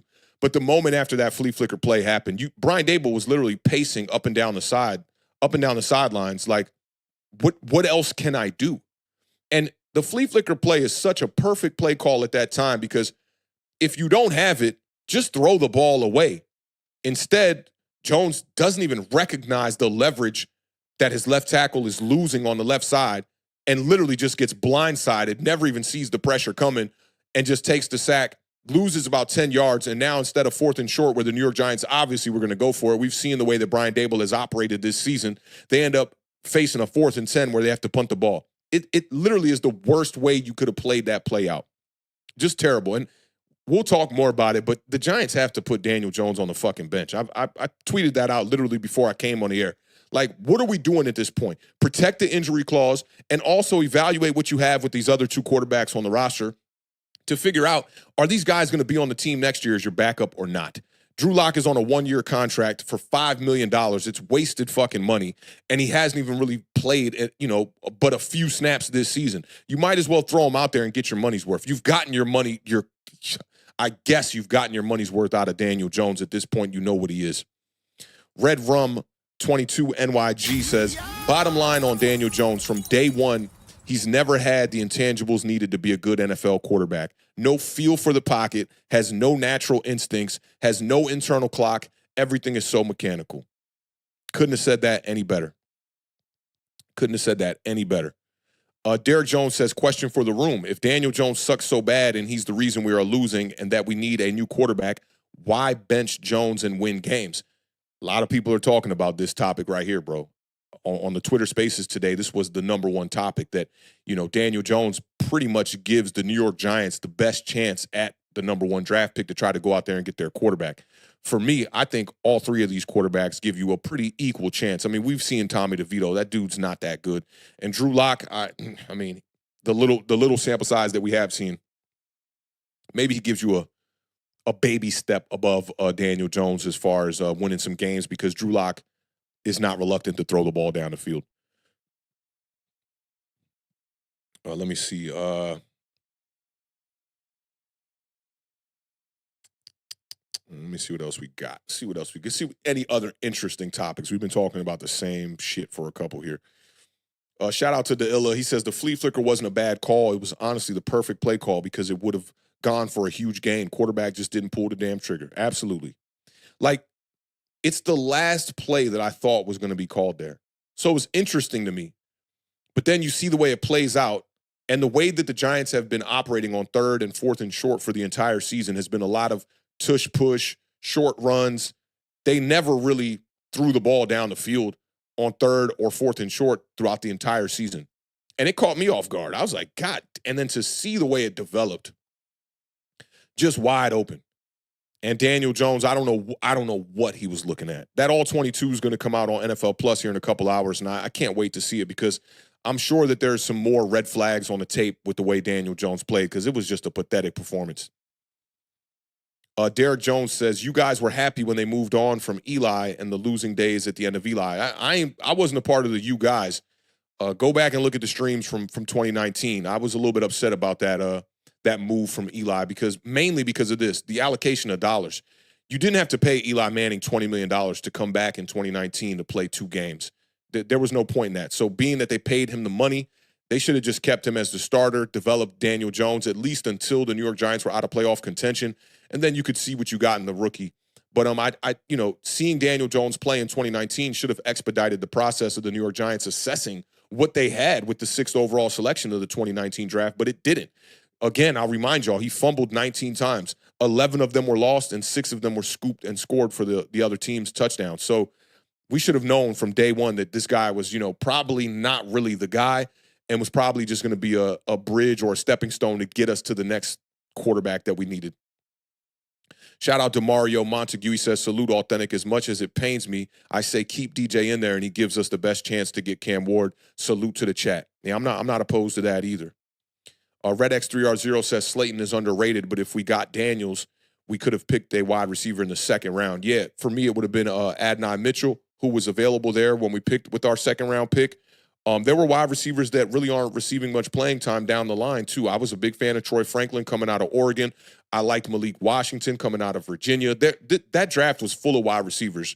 Not any that had quite the talent of a Malik Nabers, and I do think we likely got the best wide receiver out of this entire draft, and it's just going to be part of the process of just remaining patient until we get the next quarterback. But Slayton is absolutely underrated. When he walks in free agency next year, this regime is going to look very stupid. Blazing Brazen says, sidebar, Your Honor, do you think fans who met DJ after the game to heckle him shook him or shook whatever confidence that he had left? The dude is a dead man walking at this point, man. You can see it in his demeanor on the field, his body language. I saw it literally as soon as he walked in to the locker room at the beginning of the game when they were talking about Daniel Jones has arrived. He's definitely losing the confidence in himself. The team has lost the confidence in him. The coaches have lost the confidence in him. And I think that's enough to not wheel him out there as the starter anymore for the Giants. Derek Jones says, we had Eli. We benched Eli for Geno. We drafted Jones. We had DeVito. We had Tyrod Taylor. We have to, I don't know what the end is there. I will say something about that, though. What's my man from CBS? I can't remember my man's name. Emory Hunt. Shout out to Emory Hunt. I was just talking to him about Nepsy Phipps, to an old MC who has this dope video called Bo Jackson. And that's his boy. I saw him wearing a shirt on a throwback take where he was talking about Lamar Jackson. But he came into our space one time and talked to us about that season in 2017 when the Giants went to Geno Smith. And he said during that training camp, Geno was miles better than what Eli Manning was. And I think that was the birth and the beginning of the Geno Smith that we're seeing in Seattle today, a quarterback who's obviously one of the better 32 starters in the league. Let me see what else we got. Betcha I Bleed Blue. I like that name. Says talk. Shout out to you for pulling up, fam. Appreciate you being here.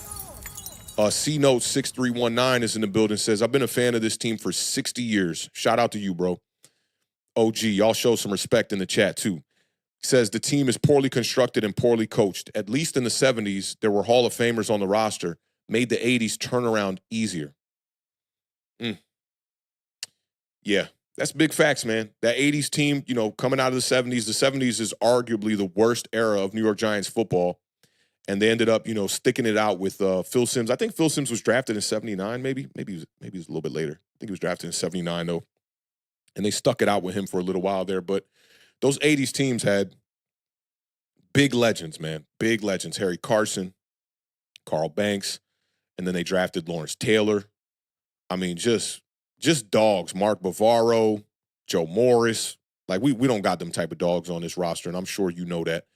Being an OG who has watched the game that long, man, 60 years that's awesome, bro. That's awesome. I commend you for sticking it out with this team for that long, especially through these last decades here have not been the greatest to us.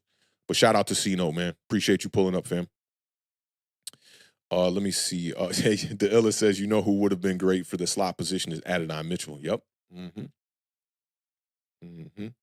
Waterfly says, were you at the reveal party? Nah, that was just for the Beard's family, and the Beard is having a boy. Man, he was he was lit. Let me see if I can't get the camera to focus on this picture he sent me today, because it was hilarious. This dude was shooting the guns and all of that, but this is the beard finding out that he was having a boy just the other day. Let me see if this will focus in. Maybe back here. All you can see is his hands up. Let me see if I dim my brightness, if that can help it out a little bit. Let's do this because I want y'all to see that. Yeah, that's the beard, right? Come on, there he is. Look at him right there. Shout out to the Cannon gang right there. That focus is on point. He was super lit that he was having a boy, man. Big shout out to the beard, man. About to have his first baby, likely at the beginning of March, end of February. And him and his wife both have February birthdays. That'd be really cool if the baby was born in February. Shout out Waterfly for being in the building, too. Anthony says, how many wins do you realistically see us getting out of the 6 games remaining? Let's do a little exercise here and take a look at the schedule that we have left here. And then we'll get off into these overreactions. I'll make sure to get y'all out of here no more than 2 hours total here. This is the remaining schedule for the New York Giants right here. Oh, man, I forgot about that Ravens game. God damn, that one's going to be crazy. All right, so we got the Bucs coming up after the bye. I look at that, although they're dealing with injuries. They took a tough loss this past Sunday as well on a game-winning field goal. They're dealing with no Mike Evans, no Chris Godwin. I still think the Bucs is a win. The Cowboys is a winnable game, but that's going to be a face-off of 2 really ugly teams. Same thing with the Saints. I think we can split between the Saints and the Cowboys. I think we'll leave one of those games with a victory, so that's 1 win. Ravens, no. Falcons, no. I don't think we'll beat the Colts. A lot of people are praying that the Philadelphia Eagles will be resting starters at the end of the year. I think they're going to be competing for the top spot in the NFC East to get a home field game. So I look at that as a loss. So I think the Giants win 1, maximum 2 games with the remaining schedule here, which would put us as a 4-win team, which is what I predicted before the draft. I said 4 wins, and then after the draft, I said 6. So we'll see. I know a lot of people don't want them to win more games. I'm one of them. I don't mind watching this team go out here for the rest of these Sundays and just taking the L. Not mad at it one bit, and getting the highest draft pick we can possibly get. Because we need to fix the quarterback situation. The chat is on fire, man. Shout out to all of y'all, man, for pulling up, rocking out with us. I see no Mets, no Nets, no Jets just pulled up in the building. What's going on, fam? Donated that $4.99 super chat. He says, congrats to the beard and his family. Beautiful. What up, the beard? Yeah, that's awesome, man. We'll send that 5 right to the beard.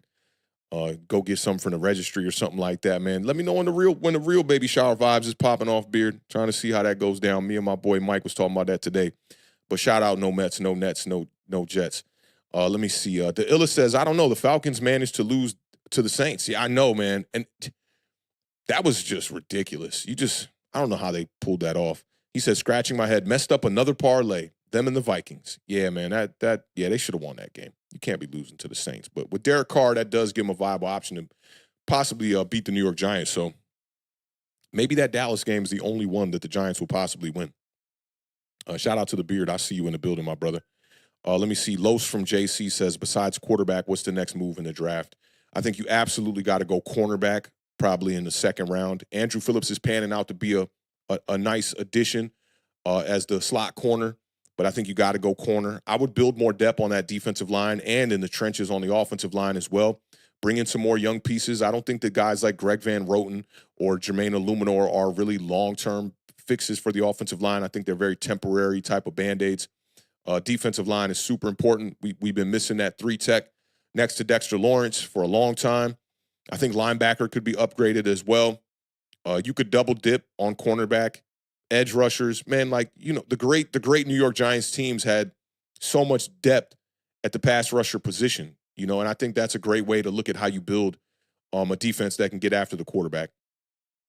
So, yeah, I see a lot of people talking the same stuff. Shout out Cutter Bang. Cutter Bang said cornerback and D tackle. Nova Nebula's in the building, said cornerback or get another good D tackle. Yeah, I think those are important positions. Offensive line, you can never go wrong, I feel like, especially with the way that the Giants have been built over the past couple of years.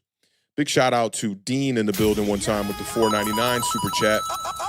He says, I've seen too many terrible hires from John Mara at this point. He needs to hire a director of football operations and go sit down and sign the checks. Yeah, totally agree with you on this.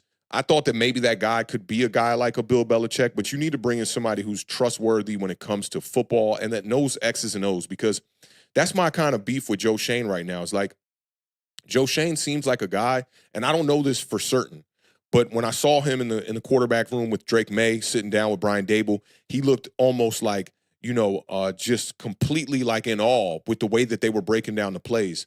And Joe Shane strikes me as a guy that might not know like the true X's and O's of football. And when he's evaluating talent and evaluating personnel, I think that gives him a disadvantage if that is indeed true. So I'm with you. I want to bring in somebody who's trustworthy, been around the game for a long time, has the experience, and can put this team in the right direction as far as bringing in personnel that matches the style of the coaches, and vice versa, bringing in coaches that match the style of the players that are already on the roster and have a true plan how they're going to build this team from bottom up. But that's a really good point. Shout out OG Knockout in the building one time. He said, "Damn it, I'm late." Yeah, all you missed was a bit of the breakdown of the game, some good talk about, some bright spots from this game like Tyrone Tracy, like Evan Neal. That's really about it. But yeah, outside of that, you didn't miss too much. We're about to get off into the two overreactions here in a second, so hang tight. OG does say that Brandon Brown should be the new GM. I wouldn't be opposed to that either. I like that. That would be a good move. Brandon Brown does seem like a guy that knows ball. And it seems like a lot of the moves that Joe Shane was making, Brandon Brown was kind of against a lot of those moves. Didn't really buck up and say it as loud as he possibly could. But it just seemed that way to me. Let me double check on these and make sure I got all caught up on all these. Okay, I didn't get this one from John. Big shout out to John, man. Appreciate you sending that $10 super chat. John says Shane hasn't attended a single Miami game, bro, but has gone to 2 Georgia games. I don't see him drafting Cam Ward if he had the option to. Looks like he wants Beck over Ward so far, and our defense is ass. That put the knife right in me, bro. I hope that is not the case, man. How many Colorado games has he gone to? None?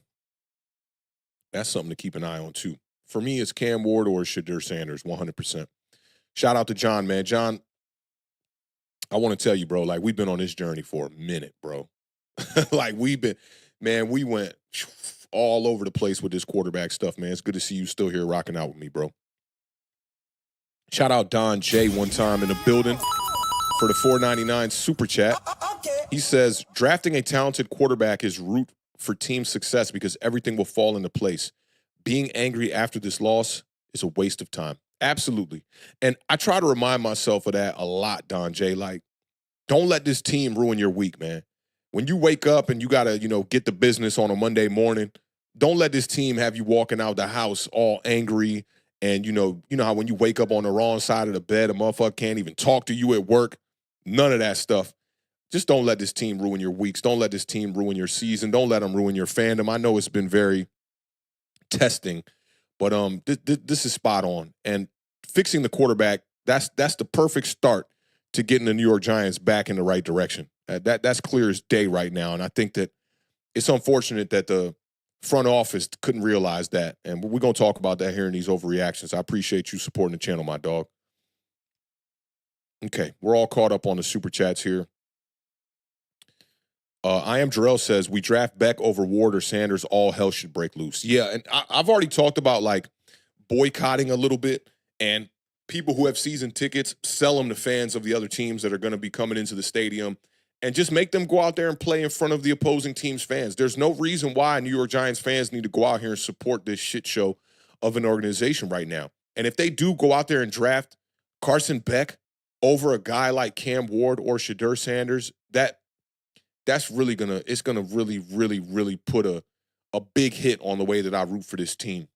And we all know that the New York Giants have not drafted a black quarterback in the history of the franchise. And if you do that, there's going to be something to that now. I've said over the years that it's not a racial thing per se, but it's a character thing. And it just so happens that those characters that fit the mold that the New York Giants want just aren't African-American quarterbacks. But at the end of the day, if you leave this draft in 2025 and you draft a quarterback and his name is not Cam Ward or Shadur Sanders, then that's going to be a spit in the face. And I think it'll lean a little bit more towards that speculation of what's going on with the New York Giants as far as how they look at the quarterback position from a race standpoint. And I think that's something that we can't ignore. A lot of people don't want to have those conversations. But yeah, it's something that we can't ignore. Let me see. Cutter said, "Oh, you missed my super. I kind of sent it late. Authentic in the beard. My bad. Let me make sure. Let me make sure I got that. Shout out to Cutter Bang too. Oh yeah, I see it here. Cutter Bang says people said Hyatt was trash, but won't out the quarterback. Just can't throw. Caught some passes that weren't nines. You just don't win the Bolitnikoff Award and suddenly become trash. Come on." This is what I've been saying. Like, a lot of people was jumping on this narrative that Jalen Hyatt is trash. And I'm like, you don't dominate in college the way that he did, and you're just trash on the field in the NFL. Maybe he's not going to excel the same way when he was, at Tennessee, but he's clearly a wide receiver that has a capability and a skill set. The Giants just haven't found a way to use that. And I think of all the people that are the lack of beneficiary of the quarterback position, it's Jalen Hyatt, because he's a guy that we did see when Tyrod Taylor was in the lineup. He looked like a different player. He really did. So all I said before about guys like Wan'Dale Robinson, the rest of this wide receiver core not mutating into a totally different guy with another quarterback, I think Jalen Hyatt is probably the one wide receiver who has that high upside if you bring in a quarterback that can stretch the field. I think that's more of a reason, if you're not tanking, to bring in a guy like Drew Lock to really kind of assess what you have in Jalen Hyatt. I don't think he's a trash wide receiver, but thus far he has not shown that he's elite. I had extremely high hopes for Jalen Hyatt, a guy that I thought could be the wide receiver one for the New York Giants eventually, ultimately. But thus far, it definitely has not looked like that. But shout out to Cutter Bang, man. I appreciate that super chat, man. Means a lot to the channel. OG Knockout said the Giants got rid of Evan Ingram, Xavier McKinney, and Saquon Barkley, and I may be missing someone else, but they kept Daniel Jones, scratching my head. There was Julian Love as well. There was Leonard Williams that they parted ways with in a trade. Yeah, I mean, they opted to put their eggs in the Daniel Jones basket over all the other talent that they had on this roster. Let me see. Get a couple more here, and then we'll go off into these overreactions here.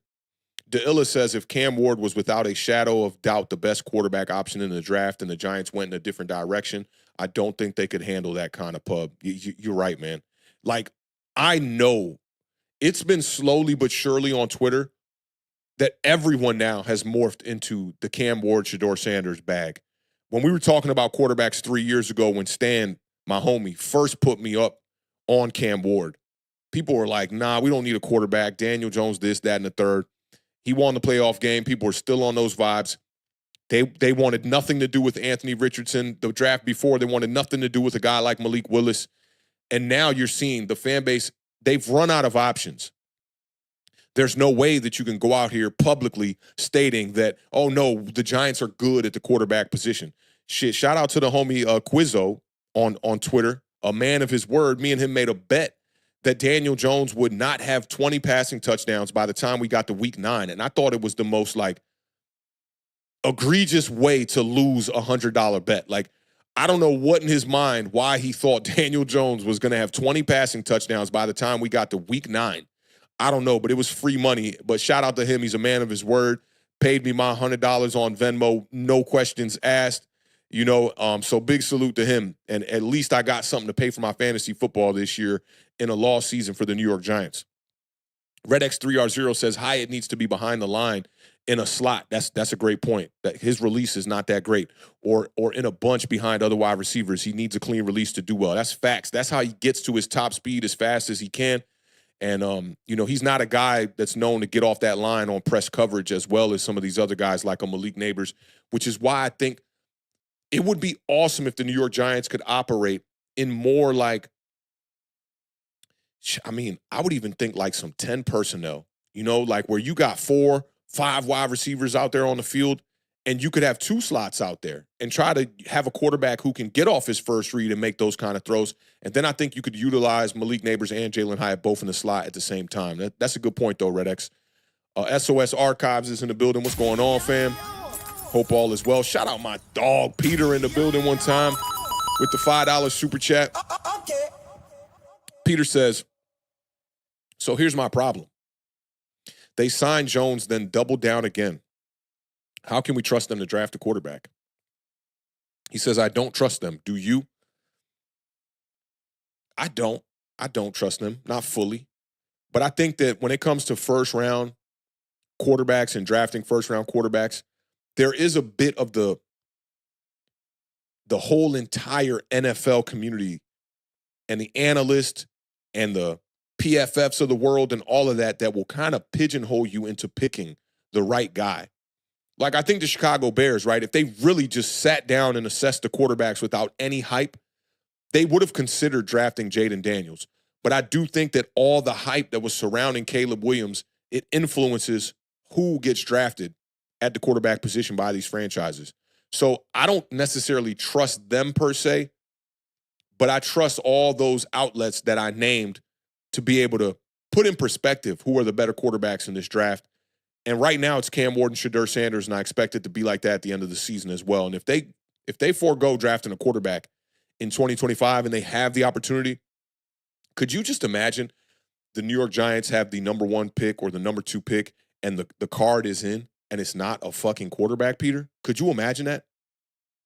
That would be absolutely ridiculous. But shout out to Peter, man. Appreciate you supporting the channel. We be having some good talks, man. I'm glad, Peter, you reached out to me on Twitter, man. You've been a good dude. I'm blessed to have you as one of the homies, dog. Straight up and down. I really mean that.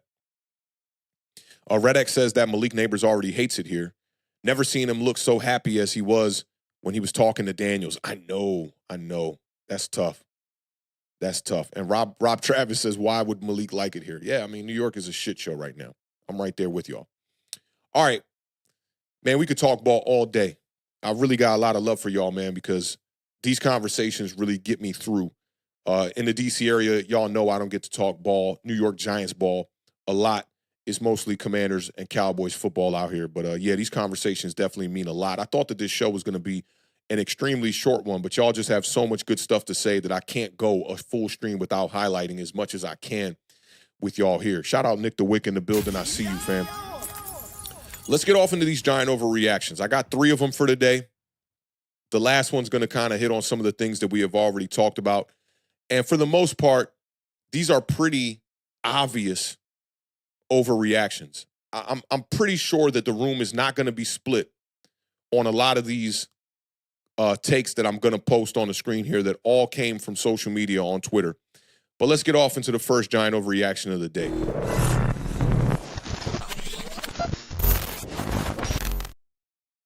Now, for those of y'all that are new here and don't know, if you think that the statement on the screen is an overreaction and you disagree with the statement, you can put an O in the chat to represent that you are taking the stance of an overreaction.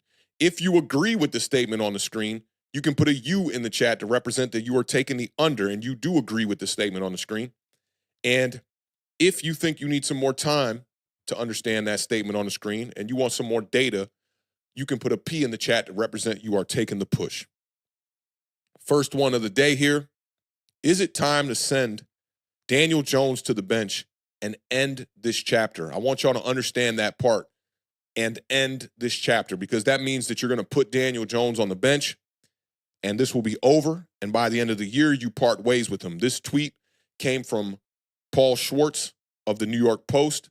He wrote a whole article about this entire situation. I definitely recommend you guys all check it out. Daniel Jones is now the first quarterback in 30 years to have 5 games with 37 or more passing attempts and 0 passing touchdowns, and he is just the second quarterback to ever accomplish that in NFL history. He has not thrown for 3 touchdowns in 57 straight games. He has 0 passing touchdowns in 6 of his 10 starts this season. We are just 10 games in, and Jones has 8 touchdowns and 7 interceptions on the year. His passer rating for the entire season is 79.4 out of 158.3. Jones has 7 interceptions on the year. They have all came in all of the 8 losses for the New York Giants. We deem this a situation where you had to build a perfect situation around a quarterback that is not perfect. And even still, the quarterback still has to play perfect games for the New York Giants to be able to come out here and win games. Since getting that $160 million contract that Daniel Jones signed at the beginning of 2023, Jones has 10 touchdowns through the air and 13 interceptions. Daniel Jones is now 3-13 as the starter over the last 2 seasons. When we saw Tyrod Taylor and Tommy DeVito combined go for 5-6 last season. So we know that with last year, at least, we had better quarterbacks on the roster. All of that makes me think about a statement from Carl Banks at the beginning of the season, which I thought at the time was a bit egregious to point the finger at the people that were critical of Daniel Jones at that point in his career. Carl Banks said there's a certain sector of folks that call themselves Giants fans that have made it their life's work to shit on Daniel Jones. Banks said, and at this point, they don't even realize it. It's to the point to where they're so goofy with their takes that it's making Daniel Jones become a sympathetic figure. He said, and what it does, it forces people, which I'm seeing more and more of, it's forcing people to say, look, he didn't have certain things and there weren't certain things in place. And he has had several different coaching staffs. And so this constant beating on a guy that you're supposed to be a fan of his team is just outright goofy. It's so overdone right now. It's not exhausting. It's tired. And I challenge Carl Banks to revisit that statement because to me, none of that is the tired part. The fans that have been, you could say, critical of Daniel Jones or week in and week out have been asking that the New York Giants address the quarterback position and bring in another quarterback. I don't think that Daniel Jones is becoming a sympathetic figure. I think that the more that this team wheels out this quarterback out there to start games for this team, that Daniel Jones is actually becoming more of a scapegoat than he is a sympathetic figure. Now people are blaming the failures of this regime on this quarterback to try to save this coach and save this general manager. Even the overly homer fans are turning on Daniel Jones at this point. Let me tell you what I think is goofy. One, I think that the New York Giants did everything in their power to continue to keep Daniel Jones as the starting quarterback for this team over 6 seasons when he did not earn that. They have replaced everything except the quarterback, and I think that's goofy. They never drafted a quarterback during this whole entire 6 years that Daniel Jones has been the starting quarterback for the New York Giants to even challenge the starting position. That is goofy. They signed Tyrod Taylor to a 2-year, $10 million contract when they first got here with the intent of never allowing him to compete for the starting job. I don't know if that's Mara. I don't know if that's Brian Dable. I don't know if that's Joe Shane, but that is absolutely goofy. They drafted a weapon for Daniel Jones. That was goofy. And they paid this dude, after throwing for just 15 passing touchdowns, $160 million, $92 million guaranteed over a 4-year span. And to me, that is the most goofy of all things that they could have possibly done for a quarterback who indeed plays the game like he is goofy. So when revisiting these comments, I think it's important that we don't point fingers at fans' frustrations over the product that is out there on the field, and it's absolutely time. The Giants got to put an end to this. And I know some people think that Daniel Jones gives the Giants the best possibility to get to the number 1 draft pick in the 2025 draft. I still don't think that that's enough reason to keep him out there, especially considering the injury clause that would guarantee him $23 million if he cannot pass his physical at the beginning of the 2025 season. Let me see what y'all are thinking, but for me, I completely agree with this statement on the screen, and I'm 100% taking the under on this one. We'll scroll back and see what y'all are talking about here one time. Toxic Tom says y'all have not hit rock bottom. Okay. This is damn close. If this ain't rock bottom, I don't know what is. We'll see. Toxic Tom says, have your owner be your GM and have 30 years of puppet head coaches with 3 playoff wins. My bad, dog. My bad. I hear you for sure. I definitely hear you on that. Let me see. Los from JC says, you got to do a 24-hour stream. LOL, can do this shit all day. Absolutely. You know I could, and we going to do that. You got my commitment. We going to do that. And on top of that, Los says he's taking the under. Rob Travis is also taking the under. Colleges make you dumber. I always like when I see that name in the building. Is also taking the under. Waterfly says, OU Heart. I hope he's taking the under on this one. Red X3R0 says, Big U, please let our suffering end. SOS Archive is taking the under along with Billy. along with Betch I Bleed Blue. That's another fire name. My dog, the best fan, the best New York Giants fan in the damn country. Momo is in the building one time. He's taking the under as well. Jaden714 says it's an overreaction. Daniel Jones gives us the best chance of losing. That's very true. That's very true. Oscar Unrated says, let's keep losing. I can respect that. I can respect that stance on the overreaction. No Mets, no Nets, no Jets says he's taking the under. Send him to the goo. Hopefully he's talking about the gulag. Corey Pate says it's an overreaction. Nah, just kidding. Big U's on this one. He's taking the under. 13th Giant says he gives us the best chance to lose, so it's an overreaction. I like that reasoning y'all are coming up with. Strider says he's taking the pushing for DJ to stop playing. He's god-awful. Y'all got jokes today. Elegante is in the building, says he's taking the under. Should have been done a long time ago, but if tanking is the strategy, then play him. I like that. Derek Jones says Jaden, so why replace Jones if you were gonna draft a quarterback? Okay. Shout out Chris Peace one time in the building. Chris Peace said, I want to end the suffering, but I don't want the Giants to put in Locke or DeVito and try and win some meaningless games. Again, I feel you on that. C-Note taking the under, along with Nova Nebula and 7 and Big Dog Status. You know OG Knockout was taking the under on this one. He said, I wanted his ass gone in his second season, and y'all all know that. Yes, we do. OG Knockout is the front runner for getting rid of Daniel Jones. Royal Money Entertainment is taking the under.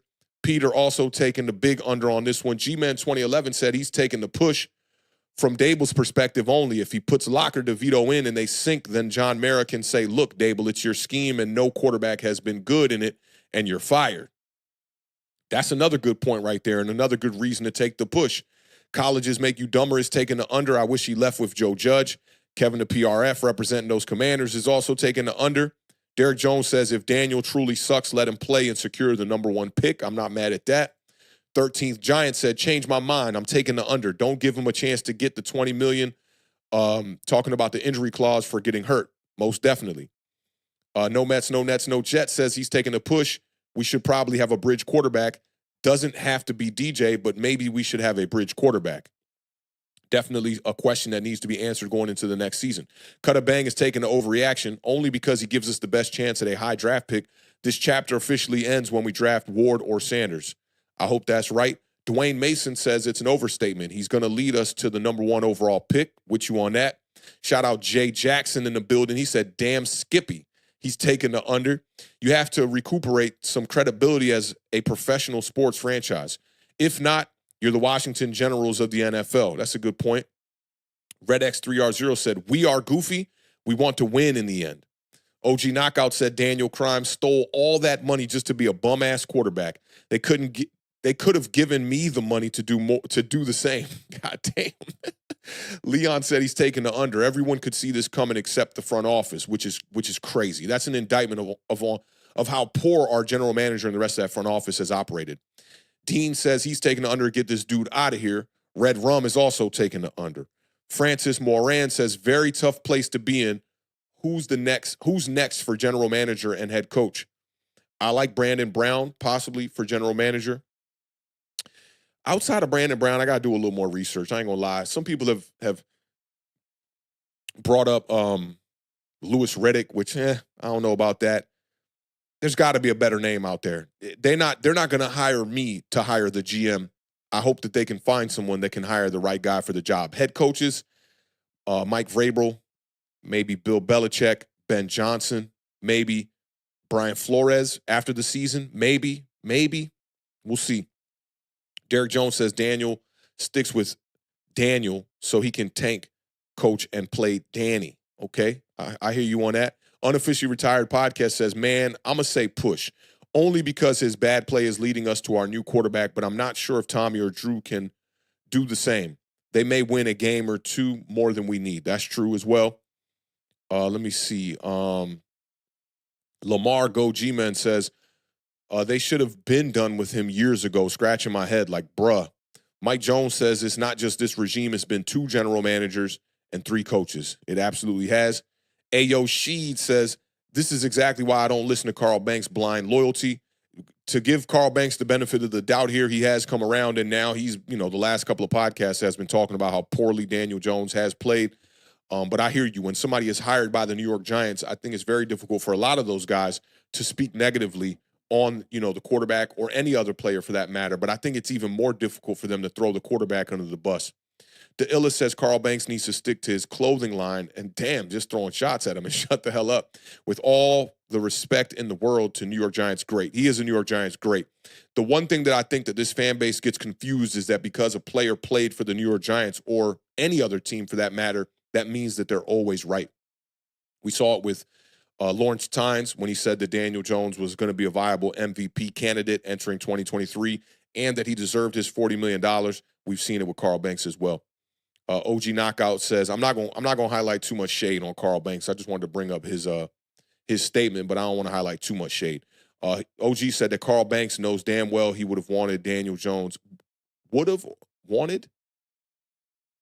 Maybe you meant would not have wanted. I think he meant would not have wanted. You see how that just caught me off guard?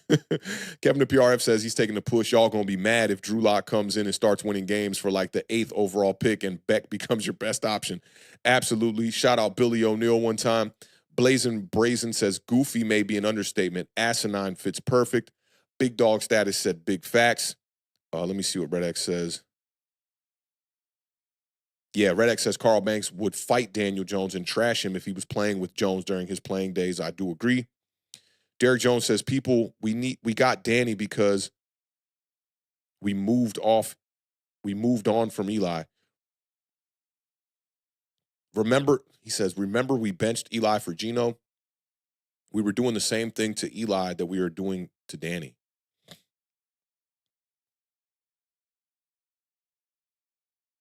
I don't know about that one, Derek. I mean, Eli Manning was an aging quarterback that was, the game was moving on from him as well, and I think that was very apparent. They benched Eli Manning because they thought that Geno Smith gave them the best chance to win games.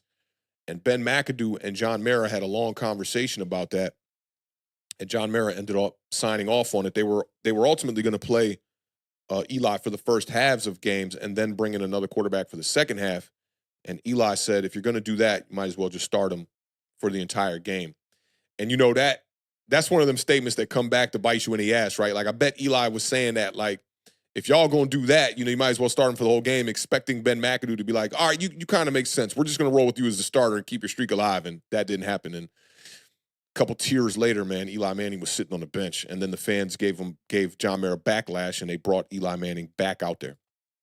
Kareem Yee says he's taking the push because at this point, does it really matter if he plays or not? If they decide to bench him, he has to be put behind DeVito. Yeah, I think the one thing that I'll say that does matter is the injury clause. Like, if he goes out there and tears his ACL, you're $23 million on the hook. Let me see. Cutter Bang says I'd give up $23 million for the top pick for a quarterback. That is true. That's a really good answer to that. I like that. I really like that. I mean, at that point, why don't we just put like Devin Singletary at quarterback or something? You know what I'm saying? Keep them both on the bench. But that's a great point. I love that. A college makes you dumber says rock bottom is the Jets. Damn, I heard my homies talking about this earlier, that they would rather be the New York Giants than the Jets. I don't know, man. Jets got some pieces. I guess the Giants got a few pieces, but they're both trash at this point, at this moment in time. Red X3R0 says Tiki got trashed at the end of his career, so he is doing a complete 180 to be the ultimate Giants homer. That is kind of true, too, and even he's kind of jumped off the Daniel Jones bandwagon as well, but Tiki was on record and said he would take Daniel Jones over Dak Prescott 100 out of 100 times, which was just one of the craziest statements ever. Blazin says the 24-hour stream should be a fundraiser. Definitely with you. And we got a bunch of unders, man. A lot of people took the under on this one. K4M the Great took the under. He says he has 7 interceptions in 10 games. That's not including the 4 picks he threw that got called back for defensive penalties. Scratching my fucking head. Absolutely. Yeah, more unders. SOS Archives dropping the $4.99 super chat. He says, I think Dabes and Shane should draft their quarterback, but if DJ gets hurt playing more games, they need to be fired ASAP. See, and that's the thing. A lot of the people that are saying leave Daniel Jones out there because he gives us the best chance to lose games. If he does end up getting hurt, I think that people are going to be looking at Dable like, why the hell did you have him out there in the first place? That's a good point, man. Very good point. I appreciate you sending in the super chat to drop some bars on us, man. That's a really good one. Mike Jones says he's taking the push. It's just that injury clause because he definitely gives us the best chance to lose. Yep. Kevin the PRF says, I agree, Giants aren't at rock bottom if you believe you have the right GM and coach versus teams that don't. Yeah, I think that it's rock bottom for us because no disrespect, Kevin, but like the floor for the Washington Commanders is a lot lower than the floor would or should be for the New York Giants, man. We are a historic franchise that had a Super Bowl in every decade of my life on this earth. And now we have been subjected to play on the field that looks more like the Cleveland Browns and the New England Patriots of the 80s and the Tampa Bay Buccaneers. It's just not a good look. Ricky taking the under. Hyphen Wade taking the push, just came in, and I already know this is just not working anymore. I'm tired of this, but we need him to keep being bad so we can get Cam Ward. Bell says if we don't draft the best quarterback available, will truly be hard to be a Giant fan. Don't want to get rid of Jones for another Jones. Yeah, I'm with you. Yeah, y'all dropping a lot of gems. The chat is just booming today. Strider says, authentic, bro, DJ had time to throw and can't make an accurate pass. Yeah, I mean, the dude's not a good quarterback for sure. This one comes from Pal11 towards the chat. I'm sure a lot of y'all already answered this, but he says, question for y'all. Jets GM better than Giants GM? I think so. I do think so. Eric Garrison says, I don't mind pushing back until Archie Manning. I can't do that because Archie Manning will likely be a prospect in 2027. I can't wait till 2027 to get a new quarterback. I'd rather swing on one now, and then by the time you get to 2027, if it's not working, draft another one. We've seen teams do that. Mike Jones says, I say it's not rock bottom because there's people that have never seen their franchise win a Super Bowl, and we got one every decade. Imagine being a Browns fan. Yeah, and that's kind of what I was alluding to there. It's like, I think the Giants' standards should be higher, and they're not, which is really puzzling, but at the same time, I do understand it. Like, we've been so bad that our bar has been lowered so far down. Let me just make sure we don't got any more of these here. Yep, okay. All right, let's get off into this next Giant overreaction. I always say these shows going to be short, man, and they never are, so I just got to stop saying that. But let's get off into this next Giant overreaction. We'll fly through these and just spam your votes as they come in.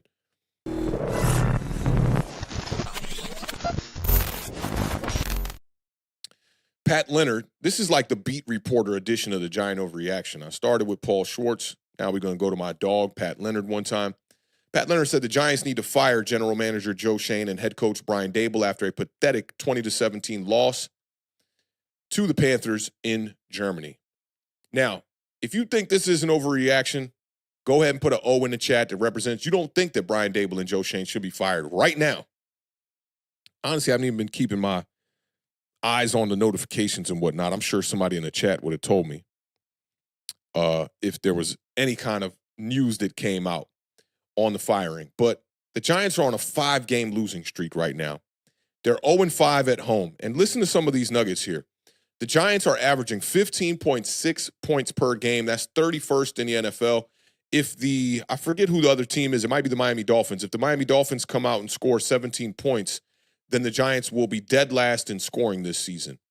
In 2023, they averaged the exact same amount of points per game at 15.6. That ended up being 20th in the NFL, so scoring is a little bit higher this year. In 2022, they scored 21.2 points per game, which was 18th in the NFL. The Giants have not scored. These numbers right here were so baffling to me. Because we talked about Philadelphia on the NFC East preview about how they had not scored any points in the first quarter all year long. The Giants have not scored a single touchdown in the first quarter all year long. The Giants have, this right here just don't make no sense. The Giants have just one first quarter touchdown in the last 27 fucking games, man. They have just 3 first quarter touchdowns in the entire Brian Daboll era of 34 games with Brian Daboll as the head coach for the New York Giants. The Giants passing offense is ranked 25th this year. They were ranked 31st last year and 26th the year before that. It's just 189.8 passing yards per game for the New York Giants this season. Over the past 3 seasons, an average of 21 teams have averaged over 200 passing yards per game. This is an authentic stat right here. Brian Daboll and Daniel Jones have never been on that list. In 3 seasons, they have never averaged over 200 passing yards per game, while an average of 21 teams are on that list every year. This past weekend, the Cowboys became the second team. The Dallas Cowboys became the second team in NFL history to complete at least 17 passes, but finish with fewer than 50 net passing yards. The only other team to ever do that was the New York Giants just a couple of weeks ago against the Philadelphia Eagles. The Giants are 8-19 since the start of last season. They have the 8th worst record in the NFL over the past 3 seasons. The only teams that have a better record than the New York Giants over the past 3 seasons are the Jets, a worse record, are the Jets, the Raiders, the Titans, the Patriots, the Bears, the Cardinals, and the Carolina Panthers. The most important thing to consider here is that if Daboll and Joe Schoen signed off on Daniel Jones, then they should absolutely be fired. Pat Leonard ended this article by saying this. He said, "This isn't anything close to progress," speaking on what you're seeing from the New York Giants this season, which both Mara and co-owner Steve Tisch demanded. This isn't even the team-building equivalent of running in place. The Giants flat out stink. They lost to a team that already got the Saints head coach and the Raiders offensive coordinators fired, and the Giants general manager and head coach should be next during the bye week. This has run its course. Let's see what y'all are talking about in the chat here. I'm a little split on this one, I ain't gonna lie. Because do you fire him or them right now? Let me see. Let's see what y'all talking here. Scroll back as much as I see a vote here. We definitely gonna talk about that. Y'all got some good stuff here. Y'all got some good stuff. All right, let's start about right here. Eric Garrison did say that Archie is eligible in 2026. I got my good homie, Lando, that covers Texas, says that you can guarantee it. He will not come out until 2027. We'll see. We shall see. And Strider says, so we are relying on a Manning to save our franchise. You crazy. Respectfully, Eric, don't take that as disrespect from Strider. Shout out to both of y'all.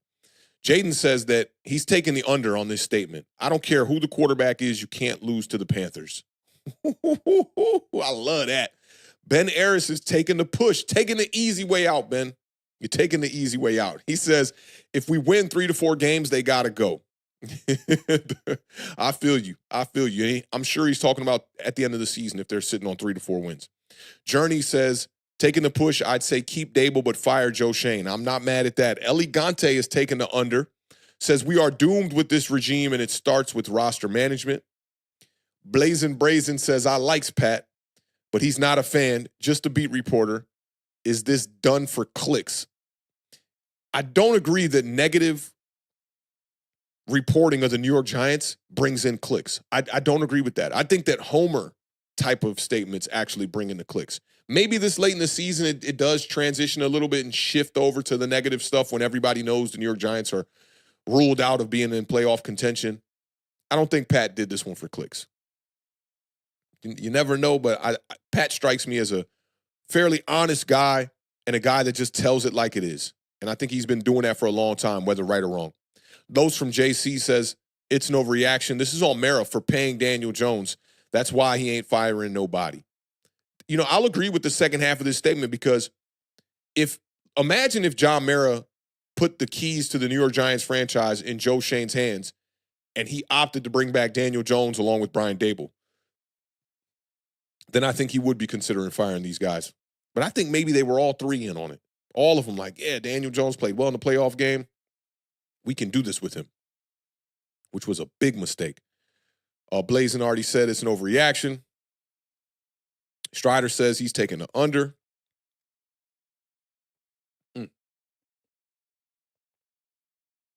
And Strider says he doesn't blame Pat.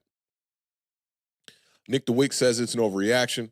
Shout out to Kansan, says that he's taking a push. Not right now, at the end of the season, maybe. Jetpack Jeff says it's a big fat overreaction. Dable doesn't fumble, kick, or throw the ball. Good point. Chris P says he's taking the push. Chris says if they are tanking and ownership is on board, then let them tank. Otherwise, they should have been left in Germany with Daniel Jones. Not mad at that. Mike Jones says it's an overreaction. Pat lives on toxicity. It's his lifeblood. This is what I'll say. Let's look at it like a relationship, Mike Jones. If you are in a relationship that is full of cheating, full of lies, not going nowhere, there's no winner in the relationship, and you as a person who is outside of the relationship, just viewing it from an outside perspective, says all four of those things are actually true, is it truly toxicity? Or is it just calling a spade, Mike? I don't know. Hyphen Wade says he's taking the push. Again, like we said in the past, especially throughout this season. I really want to see Dabes with the new GM and just one last chance, but I know that's not going to happen. He has not earned it. Eric Garrison says that Arch is miles better than Cam Ward or Shadur. How can one say that of seeing a few games of Archie Manning? Even if you truly think that's the case, how can we say that after just a couple of games? I've seen Cam Ward play for 3 years now. The evaluation is a much easier process with quarterbacks like that. And I'm not going to sit here and disagree with that Arch can't maybe be better than them, but there's not enough data yet. Talking Eco says he's taking the push. I want to see if they win with Locke, and if they do and the offense looks better, then I would not fire them. However, if they don't look better or if they trot out DJ again after the bye, then bye. I like that. That's some bars right there. Good reasoning for taking the push there. Corey Pate is taking the push as well, says, I really don't think both should be fired. I want to see Dable with a new quarterback, but if Shane was fired, I wouldn't be devastated. That's kind of how I feel about it, too. I'm more like fire Joe Shane than I would be fire Brian Dable. But I understand anybody that wants to have both these guys fired because they just have not brought results to New York. Nick DeWick says it's an overreaction. If you make a move, wait till the end of the year. It's not too bad. The champ is here. Shout out to Muhammad Ali, says it's an overreaction. Maybe Shane, but I'm still not sure about Dable yet. I want to see him with a competent quarterback. I think we know what Brian Dable can do with a competent quarterback. We saw it in Buffalo, but I hear you. College makes you dumber, says he's taking the under. I'm tired of seeing Dable wearing his reading glasses like a librarian. Yeah, that's been a new vibe for Brian Dable this season. It's pretty funny. Betcha I Bleed Blue says if Joe can negotiate that $20 million, I would be mad at DJ stinking up the joint. I wouldn't be mad at DJ stinking up the joint. Michael Meenan, this is a new name. Big shout out to Michael.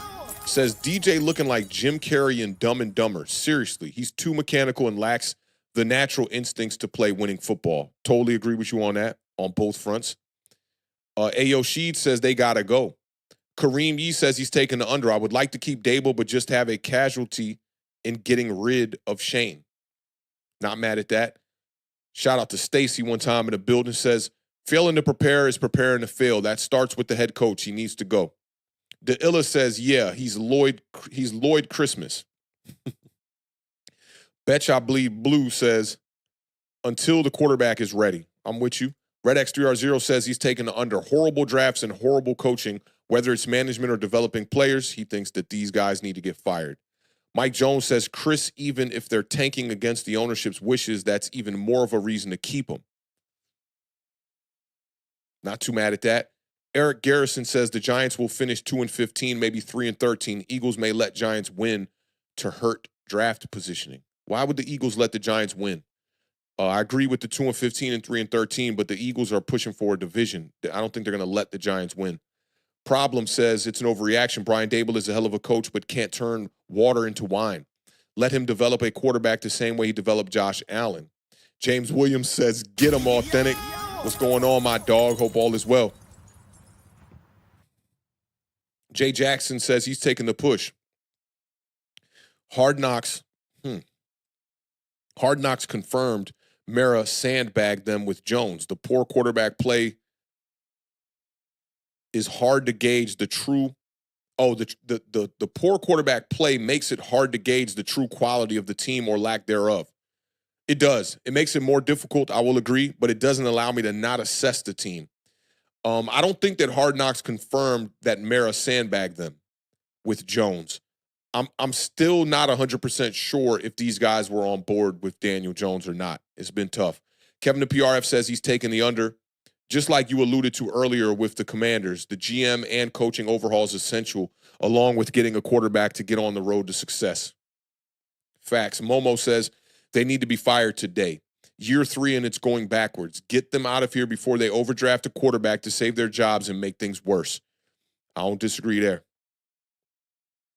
Eric Garrison says the Giants have been looking for a quarterback since 2018. Dean says he's taking the push. Shane can go. I would like to see more from Brian Dable with a better roster. Shout out Pal 11. He says he's taking the push. Honestly, I don't know yet, but whether they get fired or not, make sure the GM and coach is with their new quarterback for at least 2 years. Or we do what the Bears have done for their last 3 first-round quarterbacks. That's a great point. Red X3R0 says Josh Allen took 3 years to be good. Are we really going to extend them for 2 more years because they drafted a quarterback? I don't think so. But Josh Allen showed you from day one that the skill set was there. The results on the field were a different thing. It definitely took for them to bring in Stephon Diggs and get him his weapon, and then year three with Dable to really show that he was a franchise kind of guy and that he was elite. So I do agree with you there. Billy O'Neal's taking the under. I want to see him with his own quarterback. If they signed off on him, get rid of him and Joe Shane. I'm right there with you. Welvin says he's taking the push. I don't really care anymore, just want a new quarterback. OG Knockout said Joe Shane should be fired, but not Dable. Brian Dable knows he has a bum quarterback who may have ruined his coaching career as a head coach. Daniel Jones is a team and coach killer. Can't disagree with you there. Leon is taking the push, keep Dable. Would like to see his scheme with a good quarterback. Dable and Milroe would be a great combination. Not mad at that. SOS Archive says it's an overreaction. Pat is just ignoring the fact that quarterback has single-handedly lost 3 to 4 games himself.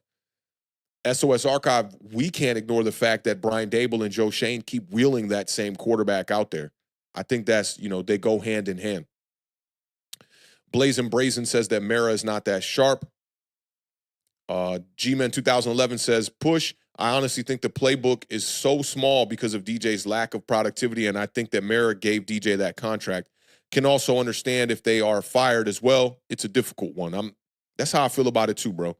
Because I don't know. I don't know if Mara forced DJ's contract on them. I don't know if this playbook is being slimmed down simply because they have Daniel Jones at the quarterback position, because I did go back and look at some 2020 footage of the Buffalo Bills, and it doesn't look that much different than what we do.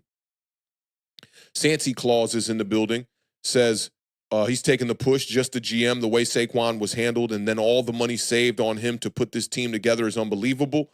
The GM should have to stand in Times Square and have bricks thrown at him. God damn. Chose violence on him one time, Santa Claus. Red Rum says it's an overreaction. Let the shit show play out. End of year, clean house, draft a new quarterback. I ain't mad at that. I'm really not mad at that. Deilla says, I don't know. I keep on asking myself, what does the situation look like without Jones? I do too. And I think this is some kind of maybe a just under 500 type of team, maybe, if you replace this with a good quarterback. But you got to find a good quarterback. That's the tough part.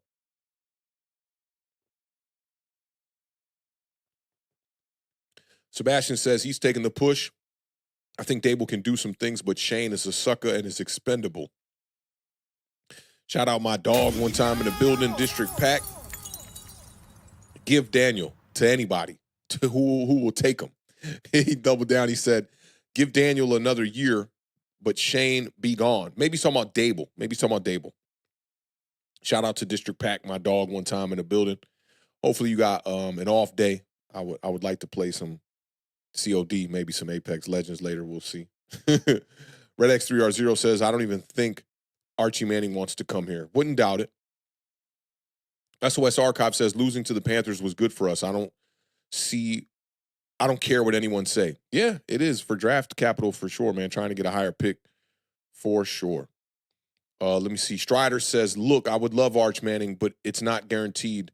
Then keep tanking every year and fire another regime. That's nuts. It is. Yeah. You can't do that for another season, let alone maybe 2. Can't do that. Eric does say he's been right about the last 6 Giants off seasons, really the last 15. That's awesome. Off season wise, I'd say that not for me, not the last 6. I had some hope coming into 2019, and then 2020. I thought that they were going to fix the deficiencies of the turning the ball over for Daniel Jones, and I thought we'd win some more games. I thought they would be near 500 around 2020. But shout out to you for being right. That's what's up. Pat Barrios says, what up, Authentic? Just tuning in. They leave DJ in Germany or what? I wish they did. They didn't. They didn't. Shout out Pat one time in the building. OG says the U for Joe Shane and the P for Brian Dable. I like that. The Illa says, yeah, but considering how effective Tracy was, if we had some resemblance of a competent quarterback in that game, we would have won. No doubt about that. Yeah, I mean, with the opportunities in this game against the Carolina Panthers, I mean, they were right there for the taking. We should have won this game. And as bad as they played the Giants I'm speaking on, the Panthers gave them an opportunity in the fourth quarter because the Panthers offense had nothing going. The Giants did make some adjustments on the back end of the defense that stopped the Panthers passing game a bit in the second half, and the offense for us just couldn't capitalize on it. Let me see. Ayo Sheed says Adam Schefter just posted about the Daniel Jones injury clause. Mm-hmm. Yeah, and it seems y'all are everybody's kind of agreeing on this one. Jesser says, would you be happy with 2022 DJ play with this current team? Maybe that's what they were expecting. He just got worse. No, I would not. Because the way that they have operated is as if they want to compete, and 15 touchdowns does not compete in the NFL. We were just lucky enough to go up against a cupcake schedule in 2022, and that was all just a bit of smoke. Brent Tappett says Jake Fromm looked good once too. Let's see what we got here. SOS Archive says the fact is there's no better candidates if we fire Brian Dable. Ben Johnson is not coming here. Mike Vrabel has proven to be a better coach than Brian Dable. Brian Flores is a better option. I think that there are better options. We live in this world of what are their better options. We did that at quarterback, and I don't find the guy. There's someone out there that's better than Brian Dable. If they fire him, they can find someone better. John B said tank, tank, tank. I got a lot of good stuff y'all are saying here. Cutter Bang says, I actually wanted to ask you that. Do you think Mara allows Dabes a grace period when they finally draft their guy, or do you think it's success season or bust? I think there'll be a grace period. If these guys are still on the staff, I think there'll be a grace period. Keith R says, Ward or Milrow, they should be good either way. I was ready for April in week 5. I know. Now I think Joe and Dabes will screw up their pick. That's been the case over the past couple of seasons. The Giants have found ways to win these meaningless games late and affect the draft stock, of who we're going to pick and where we're picking at and whatnot. I don't think that happens this season. Eric Garrison says that Cam Ward is a 4.8 guy and holds the ball way too long. From the head up, processing-wise, Shador is day and night, I guess. I like both the quarterbacks. I would take either. Tony Giants fan says, keep both. Our problem is at quarterback. I like Garrett Nussmeier from LSU. Okay. SOS says that Shador is QB1. Let's get this super chat from Formula Red and catch up one time. Shout out Formula Red for the $9.99 super chat. He says, think about when they declined Daniel Jones' 5th-year option. We were all happy because at that point we knew he was trash. That was 3 years ago, and he's still here. Think about that. Yeah. I thought about that a lot, long and hard today, man. I thought about that. I can't believe I'm still up here making content about Daniel Jones 6 years later. It's ridiculous, man. Shout out to you, Formula Red. You've been supporting the channel a ton over the past couple, man. Appreciate you, brother. Ricky514 says, hey, Authentic, it's been a while. What are your thoughts on Jalen Milroe? I like him. I like his dual threat capabilities. He's a good runner with the ball. I think there are some things to polish up as far as how he stands in the pocket and makes the throws. He'd be a quarterback that I could see coming into the league and having a bit of a struggle for the first couple of seasons. I think like the ceiling would be something along the lines of a guy like Jalen Hurts, somewhere around there. But at this point, I'm desperate. I'd be willing to take anybody at quarterback.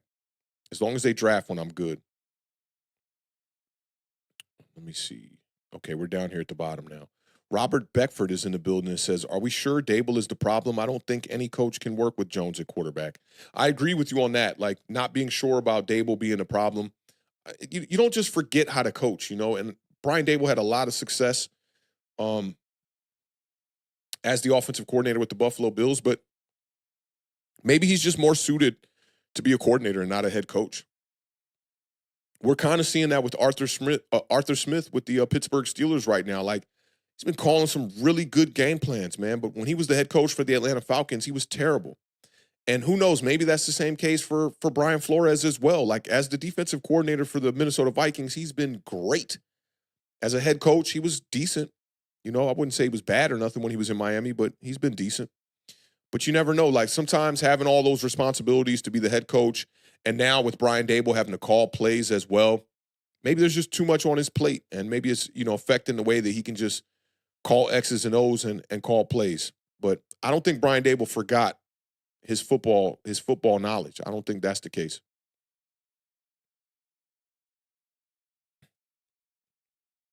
Michael Meenan says, in his last two starts, Drew Lock torched the Eagles with a game-winning drive and took the 49ers into the fourth quarter down 21-16 in Frisco.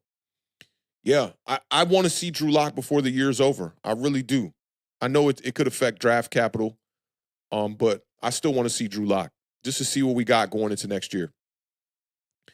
Big Blue Steph Forever is in the building. What's going on, fam? He said, what up, bro? Just tapping in. Have we decided to boycott the rest of the season if Daniel Jones is benched going into the Tampa game?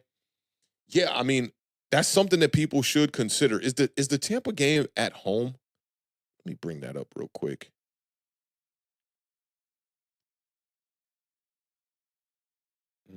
The Tampa game is at home. Yeah, man, they should not wheel out Daniel Jones out there in Tampa. We should see Drew Lock. And I know, like, people are talking, Daniel Jones gives us the best shot at losing and whatnot, but I still think that you could bench him going into that game. And as far as the boycott, yeah, man, the fans should absolutely not be going to these games. And if you're going to the games, somebody needs to bring in thousands of paper bags, cut some holes out for the eyes to be able to see. And yeah, just let this organization know how bad of a job that they're doing. And Big Blue covered up his typo, and he did say isn't benched. Yeah, I'm with you, bro. I'm with you, man. We got to boycott. The Giants have been terrible thus far. Kansan says, I hope we get the first overall pick so we can get a quarterback and then hopefully get Emeka Egbuka falls to the second. That'd be awesome, too. And if you get that first-round pick, you're going to have the 33rd pick in the draft. Now you have that first selection in every round of the draft, which, yeah, would be awesome. That would be awesome. I can't believe I'm clamoring for the tank this bad, and literally it's November. It's crazy.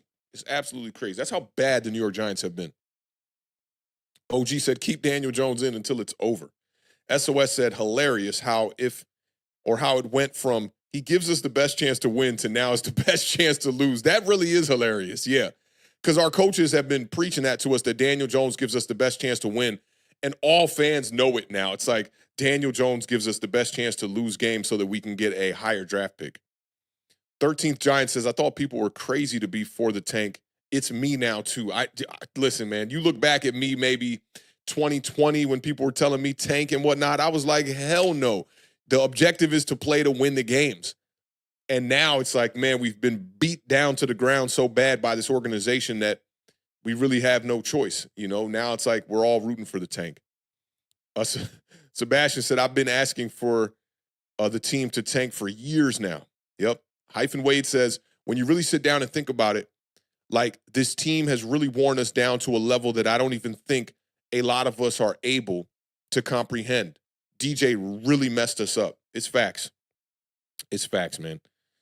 John says, any thoughts on why the Jets are so bad? They have a proven quarterback with weapons and a playoff defense. I know their regression has been a bit puzzling.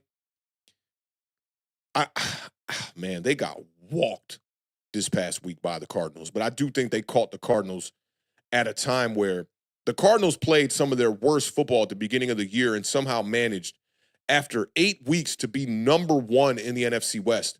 And now I think the Cardinals are kind of striding. The Jets are just a bad team. We can't forget that they fired their coach mid-season. That's not helping. And I think that was a bit of a mistake. They probably should have waited till the end of the year. I like the acquiring of Devontae Adams to help out that offense. They're struggling to run the ball, and they do have two capable running backs over there. Their real big blemish is the offensive line, but that shouldn't be holding them back the way that it is. The Jets are a mess right now, and it's unfortunate for Aaron Rodgers. I don't know what he should just retire at this point because I don't think he's going to be able to turn around that Jets organization. Let me see. Yeah, Momo says, breaking news, Dable was asked if Jones is the starting quarterback going forward, and he said, we're evaluating. So maybe that means that we got a shot at possibly having one of the other quarterbacks start. I just want to be invested on a Sunday. Like, honestly, man, like, even if you put out Drew Lock out there, he's not good. It's not that drastic of a difference where the Giants are going to, it's make or break that will win or lose some games. I don't think.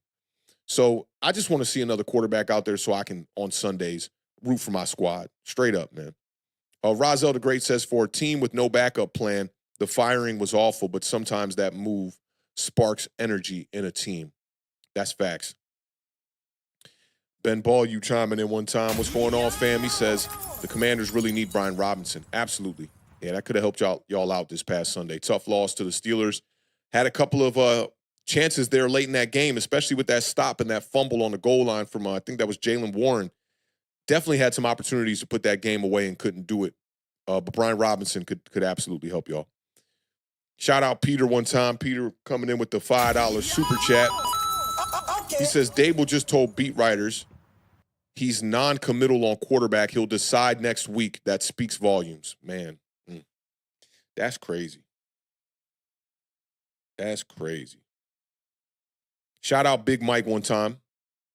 Big Mike says, yo, why are we blaming Daniel Jones? It's not his fault. It's the organization for picking him number 6 overall and for signing him and not Saquon Barkley. Daniel did what we all want to do, get paid. That's a fact. That's a damn fact. I've told people that up here too. Don't point your finger at the quarterback, point your finger at the organization for allowing him to be here for as long as they have been. I don't know if you saw the first overreaction about Daniel Jones being on the bench, but there were a lot of points I made speaking exactly to this one you're making right here. Shout out to Big Mike one time in the building. And Peter sent in another $2. He said, vote for Momo. Giant fan of the year. That's cheers to that. That's facts, bro. Yo, the Illa said, the Bucs secondary is bad and Drew Lock might come out there and do the unthinkable. There's always that chance or that opportunity. That's a big fact. That's definitely a big fact. All right. Let's get to this last one here. These shows, bro, they just be flying by. They just straight up be flying by.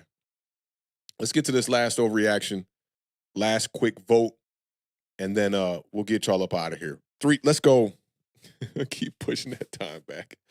Let's go 340, the absolute longest. All right. This is the last giant over the reaction of the day.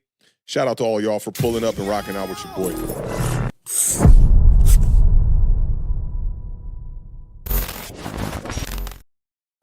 All right. This one comes from the Mage NFL, one that I have had a lot of disputes about the quarterback position over the year.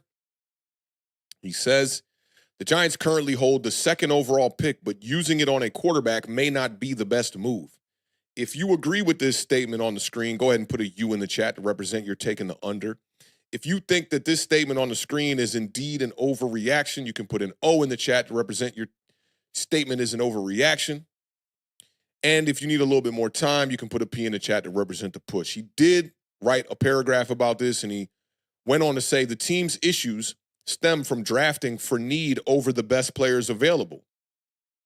While the NFL Combine may impact draft stock, neither Cam Ward nor Shedeur Sanders are currently in the PFF top 10 rankings. And ESPN has Shedeur Sanders as the number 9 best pick coming out in the 2025 draft. Now, to give you a little bit of history between me and the Mage went on a campaign that the New York Giants should absolutely stay away from Lamar Jackson and tried to bring up reasonings why Lamar Jackson was not as good of a quarterback as Daniel Jones was. And this was when Lamar was going through his contract negotiations with the Baltimore Ravens. And he's been a bit of a Daniel Jones, I won't call Mage a Daniel Jones stan, but he has definitely been a Daniel Jones supporter over the years and kind of looked at the rest of the fan base as we were the ones that were a bit delusional. For me, this one is just very simple. If the New York Giants have the second overall selection and you're sitting there looking at Cam Ward or Shedeur Sanders and you're on the clock and you do not pull the trigger and draft one of those quarterbacks, listen, content for the 2025 season will definitely be up in the air if that is the case. This team will not deserve our support if they go out here with that high of a draft pick and they do not draft a quarterback. It's that simple for me. I think that this statement on the screen is absolutely an overreaction. Let me see what y'all talking, and then we'll get y'all up out of here.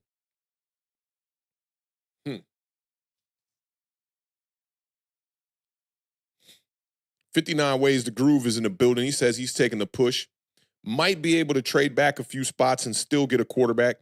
This sounds a good bit like the rhetoric that we were going to be able to draft a guy like Malik Nabers or Rome Odunze at 6 in the 2024 NFL draft and be able to get Michael Penix early in the second round. I doubt this could happen. And you got to get your guy. I think it's important to get your guy. Shot Showcase is also taking the push. Depends on which quarterback we like. Could trade down for more picks and still get a solid option. Red X3R0 says it's a big overreaction. Look at the recent drafts. Stroud and Daniels were the second overall picks. Good point right there, dog. Hyphen Wade says huge overreaction. Where else are we supposed to go with this? We've done a decent job at building the defense through mid-round picks as well as the free agent market. We need a damn quarterback. FTBS. Royal Money Entertainment says it's an overreaction. Jay Jackson also says it's an overreaction. He says banish this guy to the nearest region, maybe, to the nether region. Ward or bust. Kansan says it's an overreaction. Cam Ward is like that. Sanders is good. I love Milroe's talent. It's a crazy statement. Big Dog Status says it's an overreaction because quarterback is the top priority. G-Men 2011 says massive overreaction. When will we be at pick 2 again? And when will we need a quarterback more than we need one now? He says get the fuck out of here. Sebastian says it's an overreaction. If they don't draft a quarterback in this draft, that is straight malpractice. Corey Pate says it's an overreaction. Just please draft a quarterback and make the fans happy again for as long as we can be at least. Pat Barrios says I will leave the Giants if they do that. SOS Archive says I would KMS. Royal Money Entertainment says we should stay away from Cam Ward. I just don't think he is NFL ready. That's a wild statement, I feel like. Sarah says watching my dog have a staring contest with a squirrel was more entertaining than that Panthers-Giants game yesterday. Big Mike says he disagrees 120%. Look at Texas, look at Washington, or look at the Texans. Look at Washington. Bro is smoking. Francis Moran says he's taking the push. Giants need a secondary. Leaning overreaction. Giants need quarterback. Giants needs quarterback, number 1 priority. Peter Randazzo says it's an overreaction with about 10 of them O's. The major is in La La Land. Stop the madness. Unofficially Retired Podcast says if the Giants have the number 2 pick overall and don't take a quarterback, not going to lie, I'm not sure how many more games I'll be watching. SHU Carter Sock says it's an overreaction. Nick DeWick says he's taking the push. I was involved in that discussion on Twitter. I think it can be an option because we need so much right now. If we get 2, I think it has to be quarterback, but any lower than 3, I think we pick up the phone. Powell says Powell says he's taking the push. I want to draft a quarterback, but let's say that Tennessee wants to trade up for Hunter, which I don't think they will. They need a quarterback, but if that's the case, then yeah, maybe. But they should get their guy. Big Dog Status says, just go get the damn guy. No more trying to get cute. I'm with you. Pal 11 says Tennessee holds the 3rd pick right now. Chris P says it's an overreaction. The Mage is a Daniel Jones fan, not a New York Giants fan. No comment, Chris. John says, what the fuck is that guy smoking to make that type of statement? Crack. Big Dog Status says the quarterback brings a new energy to the team. It's time. Sarah says draft a quarterback if you want to compete in a few years. I'm right there with you, Sarah. Corey Pate says, what about Hunter, though? Trade the farm for him and the quarterback? Travis Hunter's going to be a beast. I'm not spending the 2nd overall selection on him. Cutter Bang says it's an overreaction. You got to get a quarterback here. Even if you draft for need, doesn't mean that pick will pan out. Besides, I don't see this draft and see instant Hall of Fame 100% sure pick like a Lawrence Taylor, etc. Another good point. Ramdre81 says overreaction. Draft a quarterback and sign a vet for him to sit and learn from, maybe a Flacco or someone along those lines. I like that plan. Red X3R0 says next year being Shane and Dable's last year would make them desperate if they are still here by then. Francis Moran says pick BPA, best player available. Sarah says you can't trade down. Many teams need a quarterback. Santa Claus says it's an overreaction. How is this even a thought people have? That's where I'm looking at it. Like, how the fuck could you even get to have the 2nd overall pick and this is the thought going through your head that you want to trade back? I don't even understand that. As desperate as the New York Giants are in this type of situation where they need a quarterback, that makes no fucking sense to me. Welvin agrees with the statement on the screen. It says, we need Genty to save us.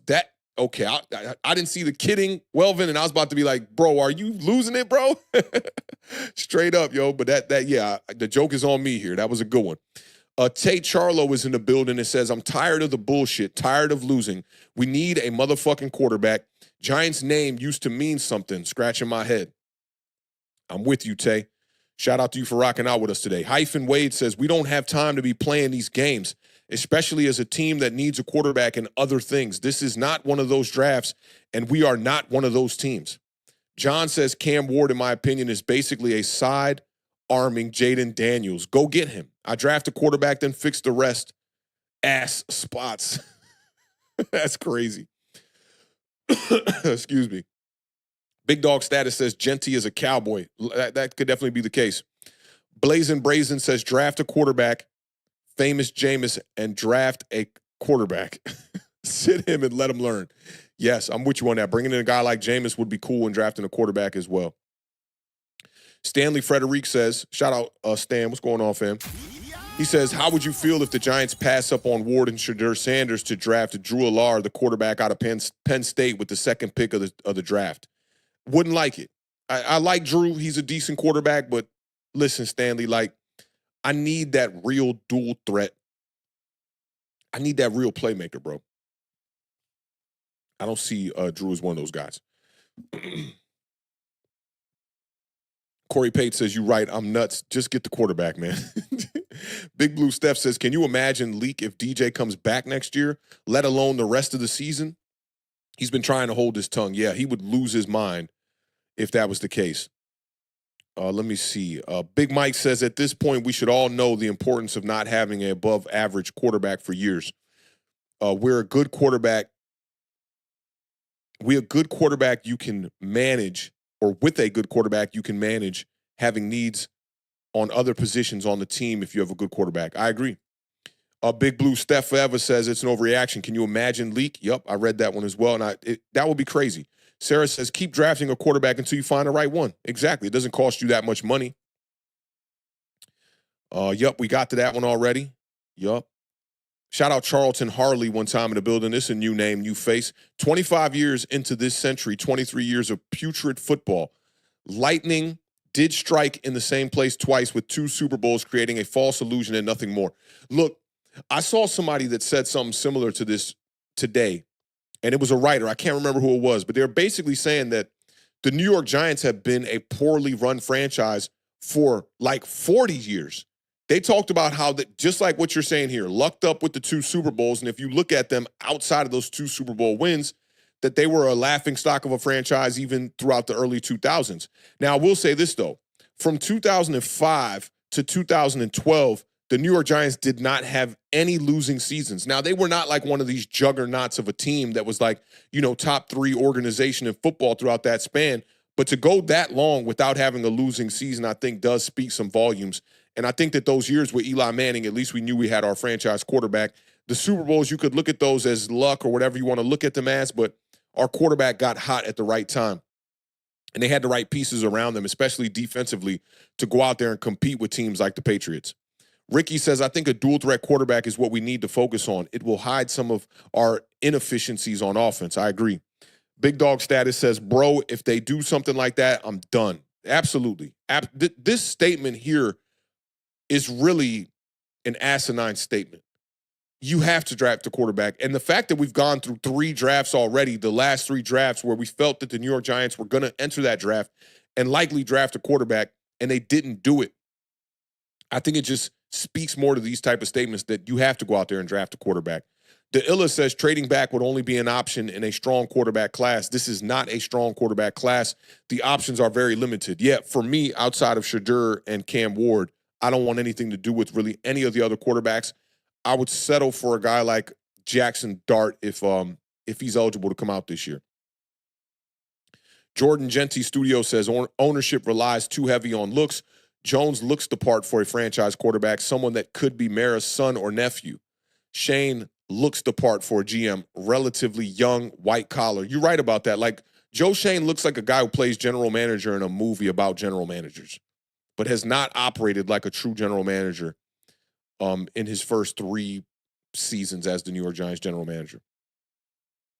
Hyphen Wade says, is that a general manager question or is that directed towards authentic?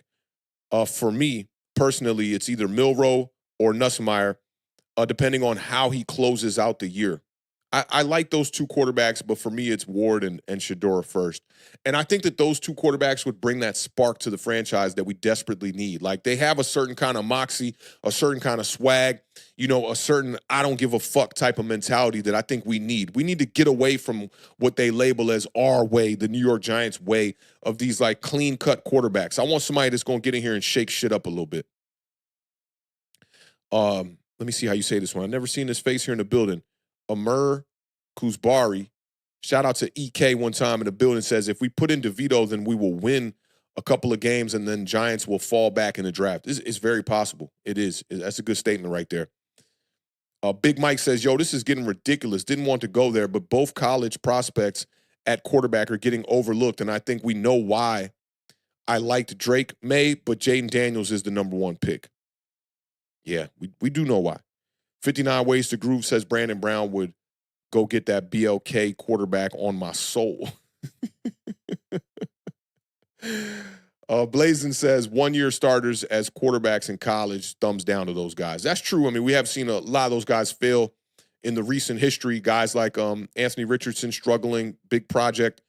Trey Lance comes to mind. Yeah, the guys need reps. That is very important. Let me see what else we got here. Stanley says, I think Miller Moss, the quarterback out of USC, is a sleeper. I got to check out some tape. I saw Miller Moss in person, I want to say. I want to say he was the starter for the Maryland game, and it didn't wow me or nothing like that, but they played pretty well. I'll go back and I'll check out some tape. I'm looking forward to this season coming to an end so I can really get into college mode. I'll definitely keep that in mind, Stanley. Amir, this EK for me one time says the Giants need to draft by the size of Philly, Dallas, and now Washington, both lines. Our secondary and receivers are too small. I do agree with the latter part of the statement there. Hyphen Wade says, luckily, the top 2 guys have been multi-year starters at all of their respected colleges, even if they started in the FCS. That's very true. Danny Dink, but no dunk duds. I like how you altered the name. Says, Mara really wanted Daniel Jones to be the next Eli Manning. Too bad he's not an NFL quarterback. Totally agree with you on that. Powell says, if we don't draft a quarterback, then in the words of Charles Barkley, there's going to be some furniture moving. I ain't never heard that statement from Charles Barkley, man. And I'm an OG. I like that, though. There's going to be some furniture moving. John says 2 Giants players I'm sick of seeing every game is Daniel Jones and Micah McFadden. I'm with you on that. Like, people are kind of over elevating a guy like Micah McFadden when to me he's just a regular player, but that's not a knock on him, but I definitely hear you. Francis Moran says, yup, you know BB will one day win a Super Bowl as a general manager. Yup, that's facts. Big Dog Status says we couldn't possibly draft Ward and Restrepo depending on how the draft goes. That would be. Restrepo don't strike me as a first-round talent. Like, he seems like a second-round guy. Yeah, he seems like a second-round guy. Adnan Mitchell was a second-round guy. Ladd McConkey was a second-round guy. I think that Restrepo will be a second-round guy. But I don't think the Giants would have the guts to draft another wide receiver in 4 straight drafts in the top 3 rounds. I don't think they have the guts to do it. 59 Ways to Groove says, to be honest, the LSU quarterback does look a little bit more pro-ready. I as a pocket passer, possibly. But I'm not too focused on the pro-ready thing because the Giants aren't ready to win right now. I don't mind the quarterback that we draft being a bit of a project. I'm okay with that. Charlton Harley says, why are the Giants against drafting a black quarterback? We spoke about this a little bit earlier, and I think it has a lot to do with the character. The type of character that they want is not, a guy who's going to step out there in front of the media and have that swag and have that moxie and have that confidence in himself. They want to, go about your business, quiet type of character. And it just so happens that the quarterbacks that they have been scouting or that have came out in the last couple of drafts haven't fit their criteria. I'm not ruling anything out because who knows? It could be just as simple as the Giants don't want to draft a quarterback because he's black, right? It could be that simple. And I think this draft, if the Giants have a top 3 pick, we will truly find out if that's the case. Because to me, the 2 top quarterbacks in this draft just so happen to be black. Danny Dud says, not calling him racist, but Mara's got an obvious preference at quarterback, is very white. Yeah, and I think that's where I'm kind of at with it right now. And also, the Eli Manning era didn't allow them to really focus on drafting a quarterback. So they skipped out during the whole phase of when black quarterbacks and dual threat quarterbacks were becoming a thing in the NFL. And they didn't have to draft a quarterback during the Manning eras. During the shift, we were, kind of winning Super Bowls or just coming out of winning Super Bowls and whatnot. And we had our guy. We had our franchise guy. So a lot of these other teams that, like Washington, that has gone through that phase of now drafting, three black quarterbacks in the past decade and some change that the Commanders have drafted now, from starting with RG3, Dwayne Haskins, rest in peace, and now Jaden Daniels. So, yeah, we got to get with the times here. OG says that Odell Beckham and Malik Nabers aren't the Giants type, and they draft them. Scratching my head, this organization sucks. And that's because those guys aren't going to be out front and center, when the team loses games, having to, get in front of the media and say all the right things. It's clear as day that Malik Nabers didn't say the right things last game, and I guarantee you Brian Dable and them had a talk with him, and that's why he didn't throw the quarterback under the bus on the flea flicker when he was speaking to the media yesterday after the game. Hyphen Wade says, and I love how indicative that is of the essence that DC has not only as a city, but as a cultural landmark. Call it what you want. That's big. It is. And, living here in DC, right, it's apparent that they know that the franchise's fan base will get behind black quarterbacks because this is a historic franchise when you talk about Doug Williams winning a Super Bowl here with the Washington Redskins at the time, being the first black quarterback to win a Super Bowl. It means a lot here. DC is labeled as Chocolate City because it is one of the populations that is still predominantly black. And when you bring in a black quarterback here, although a lot of the fans for the Commanders stem out beyond Washington, D.C. to Virginia and, to the skirts of Maryland and whatnot, it does mean a lot to them. And I knew that when they drafted Jaden Daniels that bringing in another black quarterback was going to revitalize the Washington Commanders fan base. My homies invited me out to a bar to watch the game the other day, and we went out to an area that is predominantly a white area in Bethesda, Maryland. But man, just going into the atmosphere in the game, 1, how many African Americans were in the spot, 2, the way that the fan base was rooting for their team. Huge projector showing the game, right? They had TVs all over showing the game. They had a DJ in there so that every time that the Commanders would score a touchdown, they would play go-go and the whole place would completely go up. They had these like smoke machines throwing out smoke when the team would score touchdowns. And that's something that we have not seen here in D.C. in support of the Commanders, Washington football team, or the Redskins since probably RG3 was the quarterback here. So they're very conscious of what that does to the fan base, what it does to the ticket sales. I've already been out now to about 3 or 4 games on the year for the Commanders. And you just look at the tailgate, you look at the stadium. The stadium is full of people. The tailgates are popping. Everybody's having a great time. And they understand that they have a gauge on what the fan base actually wants. They're not operating to the standards of the fan base. They're obviously going out there and making the right moves they deem as those. But they're conscious of what's going on with the fan base here in the city. Shaw's Showcase says white receivers don't get drafted. Hey, talk to Lad McConkey. Talk to my guy Cooper Kupp over there with the Los Angeles Rams. I know it wasn't a high draft pick, but it just so happens that a lot of these skill positions, cornerback is another one you could look at that as well. Cooper DeJean being like, the last of the white corners, pretty much. Stanley says, could it be the Giants are catering to the white fan base by drafting a white quarterback? I don't know, bro. I don't know.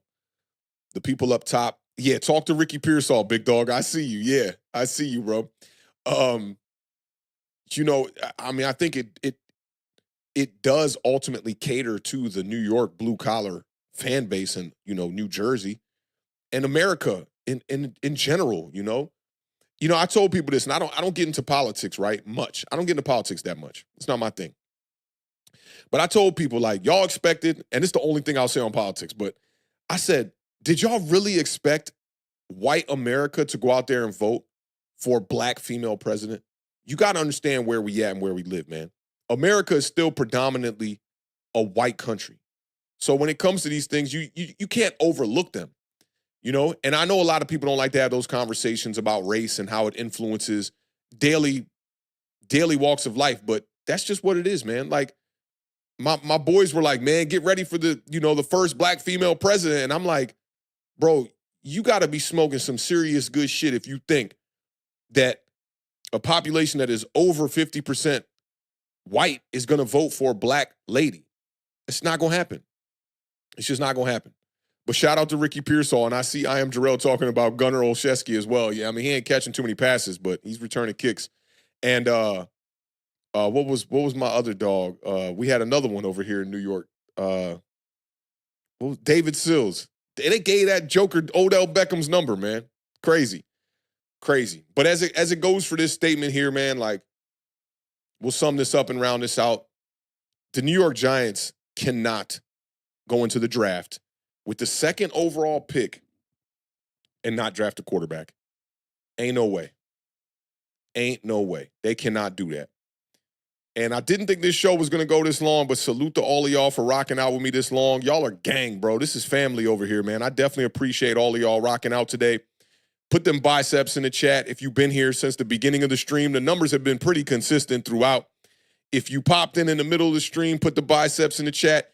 If this your first time here, let me see you put ones in the chat. I want to see who's a first timer here on Authentic in the Beard. And definitely make sure you hit that subscribe button, man. We're going to try to continue to bring y'all the highest level or the realest type of content that we could possibly give y'all. And I know my day ones is in the building. I see Corey Pate. I see John. I see Big Dog. I see David. I see Chris Peace. I see Kareem Yee. Kansan. Say Less NYC. I see you, fam. Problem. I see you. Erica's in the building. Erica been rocking out heavy with us. I see you on Twitter, Erica. Big Mike is in the building. Tay Charlo. This is Tay Charlo's first time here. Y'all show some more biceps for Tay Charlo in the building one time. Red X3R0. I see y'all. I see John B is in the building.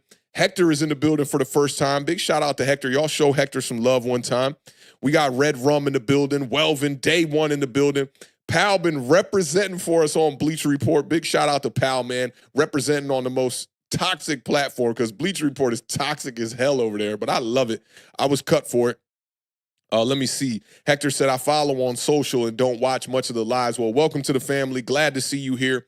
I see SHU Carter in the building. No Mets, no Nets, no Jets is in the building. Francis Moran is in the building, man. Shout out to all of y'all. The champ is here. He's in the building. Muhammad Ali, Nick the Wick, Big Los, Blazing Brazen. Jay Jackson. Hyphen Wade says, glad y'all joined the fam. 59 Ways to Groove is in the building. Unofficially Retired Podcast is in the building. Michael Meenan is here for the first time. Big shout out to Michael Meenan. Y'all show him some love one time here. Sebastian been holding us down this whole entire season with them shorts, man. That's my Haitian brother, man. Sakpa said, glad to see y'all enjoyed the show, man. I know I did. We'll catch y'all back here tomorrow at 7 p.m. Eastern Standard Time to do the NFC East recap. I'm really looking forward to talking about that. The Eagles are really, really striding right now. They're playing some really good football. Took care of business in a major way yesterday. Commanders took that loss.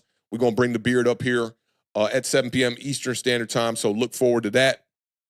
John said, yeah, you're right, bro. BR is toxic as hell. It's crazy. I think BR is I think the fan base is just very young over there. Shout out to EK in the building as well. He said, big up and respect, man. He gave me the man. I like that right there. Shout out to all my Jamaicans. EK said flex the 20s, most definitely.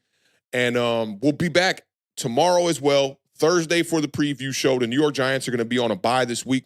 I think I'm going to take a bit of a bye myself during this week with the New York Giants, on their bye and whatnot, to try to kind of really close out some of these things with that documentary. I really want to get that to y'all. I've been working on that, getting all this stock footage and just going through notes that I had for days and days and days on this team and really trying to get this together, round out some of these interviews and make this very entertaining for y'all. Shout out to Jetpack Jeff as well. But look for some content here. It's been a busy year for us over here, and doing 4 streams a week has been really tough to do some more pre-recorded content. And I think I might focus on some of that during the bye week with the New York Giants, kind of just do maybe like a state of the New York Giants type of video and see where we go from here, because I've really been thinking about this a lot more. Like, how do the New York Giants climb out of this shithole that they are in right now, that Joe Shane and the rest of this front office has placed upon us? So I'm gonna do a lot of self-reflection on the New York Giants this week and try to come to a conclusion here to come up with a video and look at the process of the rebuild. But again, man, big shout out to all of y'all, man. I see some of y'all still throwing the biceps out there. Shout out to Ricky. Shout out to my dog, Elegante. Shout out to Jetpack Jeff, Kareem Yee. Shout out to Danny Duds with this last super chat right here one time with the $2 vibes. He says, Mara has a preference type at quarterback, and it's very white. I'm not going to disagree with you. Shout out to Danny. He's been rocking out with us all year, man. It's funny, seeing this just made me think about, some of the people that we haven't seen through this journey this season. And you know who I thought about the other day that I haven't seen him anywhere in the New York Giants content creator community at all, which is Tudo. Tudo been MIA, man. Got to see what's going on with Tudo, man. And there are a few others that I've been like, man, we lost them along the way. I wonder how they doing. Hope they doing well. But shout out to Danny, man. I appreciate that. De'Illa, you already know, you take it easy. Hey, make sure y'all go subscribe to De'Illa if you're not. De'Illa has some real raw content, and I always recommend people go check out the 2-part video that he put out, which was red flags on Joe Shane the day he was hired. Literally, the day he was hired, De'Illa had a video like that week or something that he made. Go check that out. Go show De'Illa some love. He's a dude that is working his tail off on a daily basis, but still finds a way to make content anytime he can. And I'm a big fan of your content, bro. I'm actually go check up and see if you put out some videos, because outside of what I do here and a few others, De'Illa is one of those people that I really rock with. Shout out to De'Illa, man. But y'all enjoy the rest of y'all evening. Let me see what Pap said. Pap said, when you and Tim going to get together, the honest reviewers of DJ the last couple of years. Yeah, man. You speaking on Tim from Online Big Blue, that's a must. I got to make that happen. I'll reach out to Tim right now and see if maybe Tim wants to do some content during the bye, or maybe the week coming out of the bye when we play the Bucks. Maybe I'll have Tim on the Giant Overreaction. We'll see how that goes, man. But shout out to Pat for coming up with a really good idea, man. You know what it is. All right, man. So look, y'all enjoy the rest of y'all Monday afternoon. I'm going to try to do the same. I got a session coming in here at 6. Shout out to my dog, Micah Robinson, great singer from the DMV area. We're going to be working on some tunes, working on some live band stuff. But I just want y'all to know, man, I truly appreciate all of y'all that pull up through these dark days, these dark times with the New York Giants. And I really hope that I'll be fortunate enough to be around here on YouTube, still doing this content when we finally turn this shit around and get off in the right direction. But building this community has turned into something extremely different than what I imagined it was going to be when the Beard first asked me, hey, man, let's do a podcast. I didn't think that we were going to build a community of people like this, that if you've noticed, when you come here and you tap in on a Giant Overreaction or you tap in on an Authentic in the Beard stream, there's no drama in our chat. And I salute the moderators that have been here rocking out with us over the years that really keep things real nice and tight-knit. We really couldn't be doing this without people like y'all, people like Sebastian, who just off the strength, he already creates really good content and he goes out there and he makes shorts for us. We really couldn't be doing this without this community and this group, this family that we have built over here.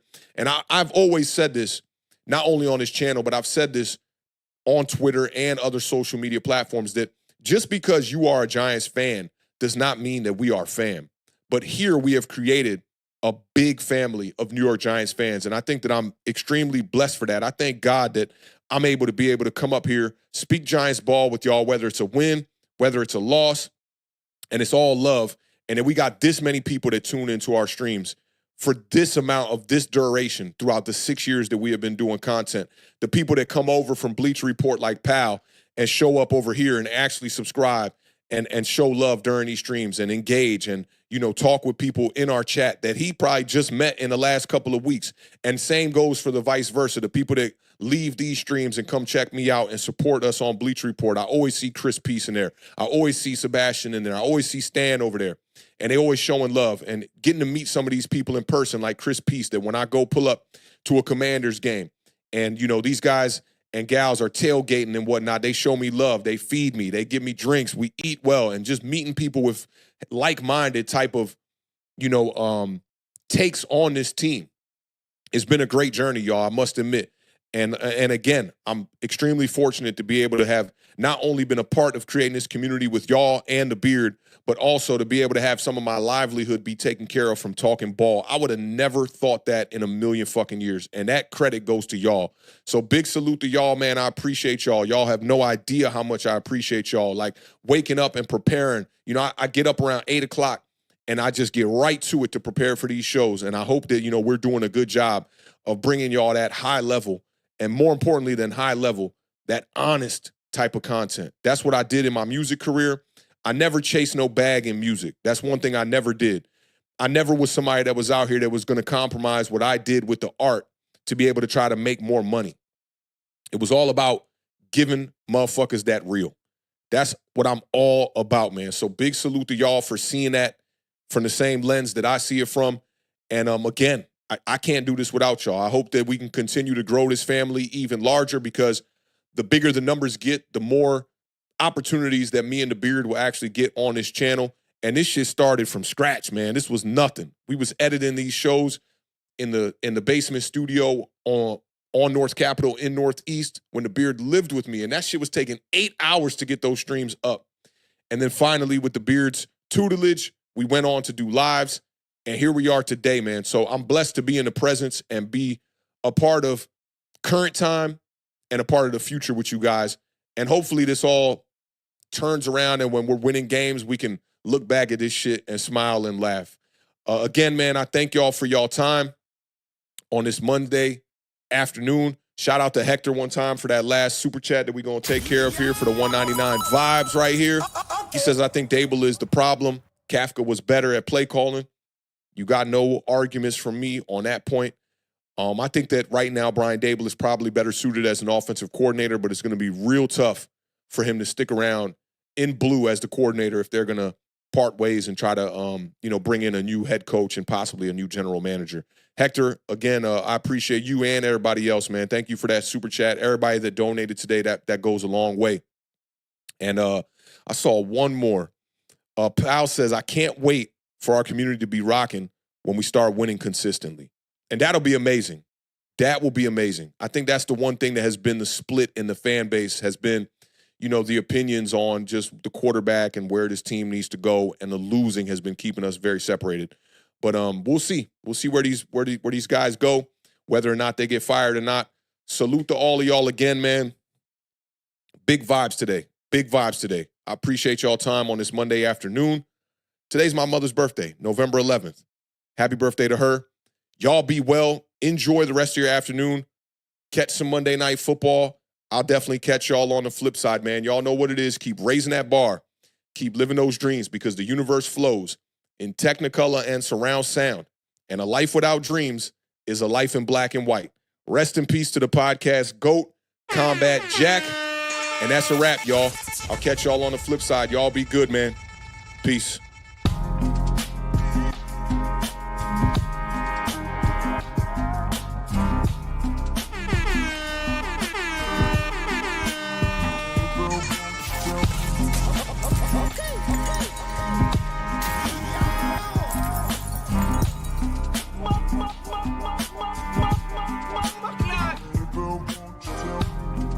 Spike don't care. Spike don't care.